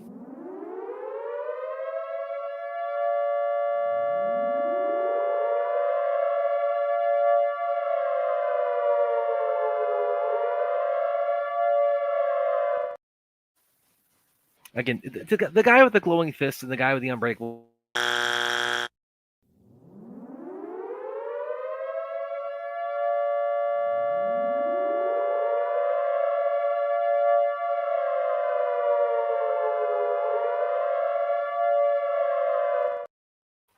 It's just they're just better equipped for this than just homeless junkies who walk the street. If the show is barely getting by, I don't think you're going to see a lot of. You might not even see enough. Like I said, I don't know if we're going to get a third season of Born Again. There were elements about Born Again I really loved, to be honest with you, but there were elements that I thought plagued the original Netflix show that they did not solve for this show, and they need to for the next season needs to be better than the original season of Born Again. It just needs to be better. Adding more characters doesn't help that. It doesn't help that. And I don't think with new that Kevin Feige's doing things, you're not getting new shows of the Defenders. You're not getting an Iron Fist show. They're cutting back. They're not going the other direction. They're cutting back on these shows. So I think Daredevil Born Again may be one of those things that just says, you know what, we're going to wrap this up 2 seasons and that's it. It's a good possibility. Well, when we see them make cameos in season 2, I'll be cameo. Hey, you know what? Hey, Matt, how you doing? Set up their other shows. No, they're not. I will be here. Have you been paying attention to what's been going on with Disney Creative? What's going on? What? They have made announcements. They are cutting back on the shows. They're not going to be doing. They're cutting shows out. They've canceled ideas for shows. They're not. They're going to focus on a certain amount of shows, or not even that many, but mainly on their cinematic universe. Bob Iger and Kevin Feige in this case, I mean, they already got Jessica Jones and the Punisher. They already got 3/5 of that in there. If they're canceling, if the ship has sailed on that.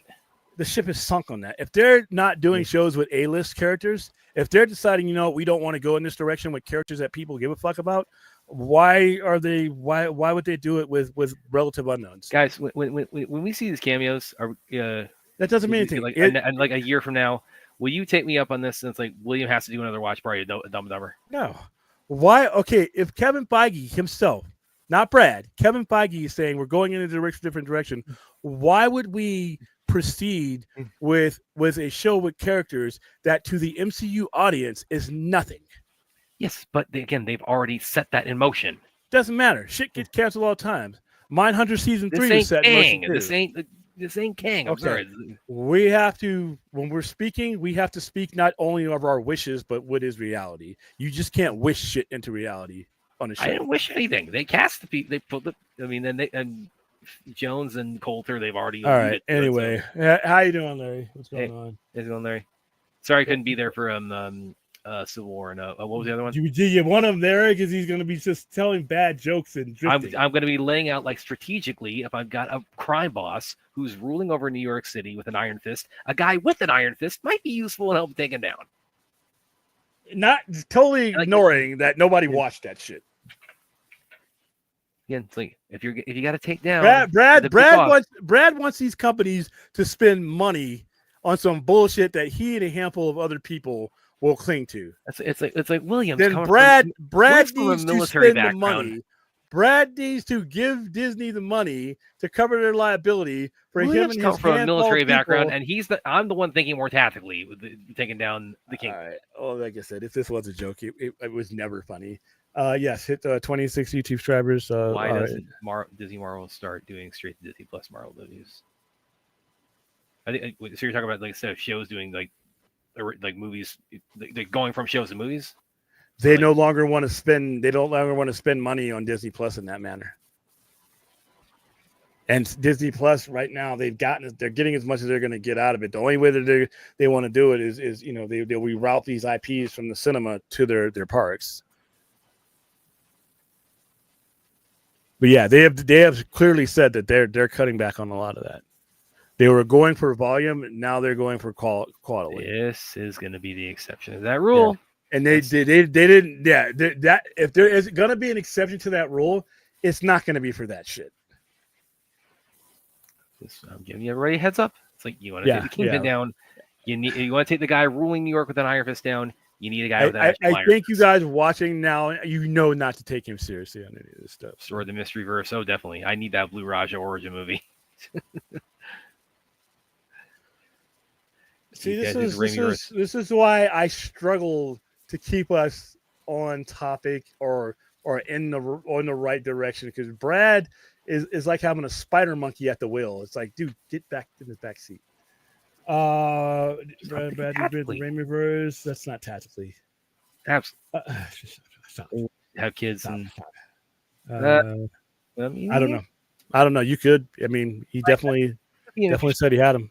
Bring in Mayday, for Secret Wars, because I think it's foregone conclusion. Toby and Andrew are probably in there. Not really. I want them to be. That's got to be worked out. I want them to be there. I mean, I want them to do their own thing somewhere else in Sony and be about them. But I, why not? I would not. We're never going to get the reaction of No Way Home, but it would still be kind of cool. I haven't heard that's that. Now, when I see their chairs, when they roll out, they do the wide shot in their chairs. Well, they did that for Doomsday. Have they done that for Secret Wars? Like the chairs thing, like this guy's back and she's back and he's back and. Yeah, I mean, I know they want to do it. I mean, I would, but like I said, I know that's too far away in speculative territory to say that's in stone, because you don't know, they may not be in there. All right, guys, that's it. We're gonna be working on the schedule for the next couple of weeks. I want to see what works. The channel's changed since we started it, and the volume of what we stream and where we stream has changed. I got some ideas I'm gonna play around with. Like I said last night, and at the end of the watch party yesterday, is that I'm going to start experimenting with some short daytime streams, maybe like 11 o'clock, 12 o'clock in the afternoonish type of things for about an hour, maybe from here, maybe from the store. I don't know about the Saturday overnight show anymore, because like I said, we've kind of chipped away at that show with the other shows that are in existence now that were not in existence when I first launched that show. And it takes time to put together a show like that, because I want to have all my information in front of me. And I'm taking that time from a Saturday, which is where I pull in a lion's share of the store's business. We're also do like these watch parties for things like Alien Earth and Peacemaker, and that's like, I mean, the watch parties definitely like built up a lot of our audience that way. So, and we talked about it like offline, or just saying, you said like it's like Saturdays, it's like it's like we've gotten a bigger audience than a lot of times on the watch parties than we have like the main Saturday night show. Yeah, Saturday night show used to be huge, but that's because that was the only time of the week that we were really talking about those things. The Saturday night show was a carryover from Poindexter Lounge when we took over that channel temporarily, and I was on Friday. And then once we were running both channels for a time, I switched it over to Saturday because it was easier to me schedule-wise. Yeah, one also like we would drop on the Baka stream a lot of Friday nights too. Yeah, so it's we're gonna have to rethink the Saturday overnight live show. I may the only reason, like I said, I like doing that show there, because when we cover major topics, I have all my stuff there.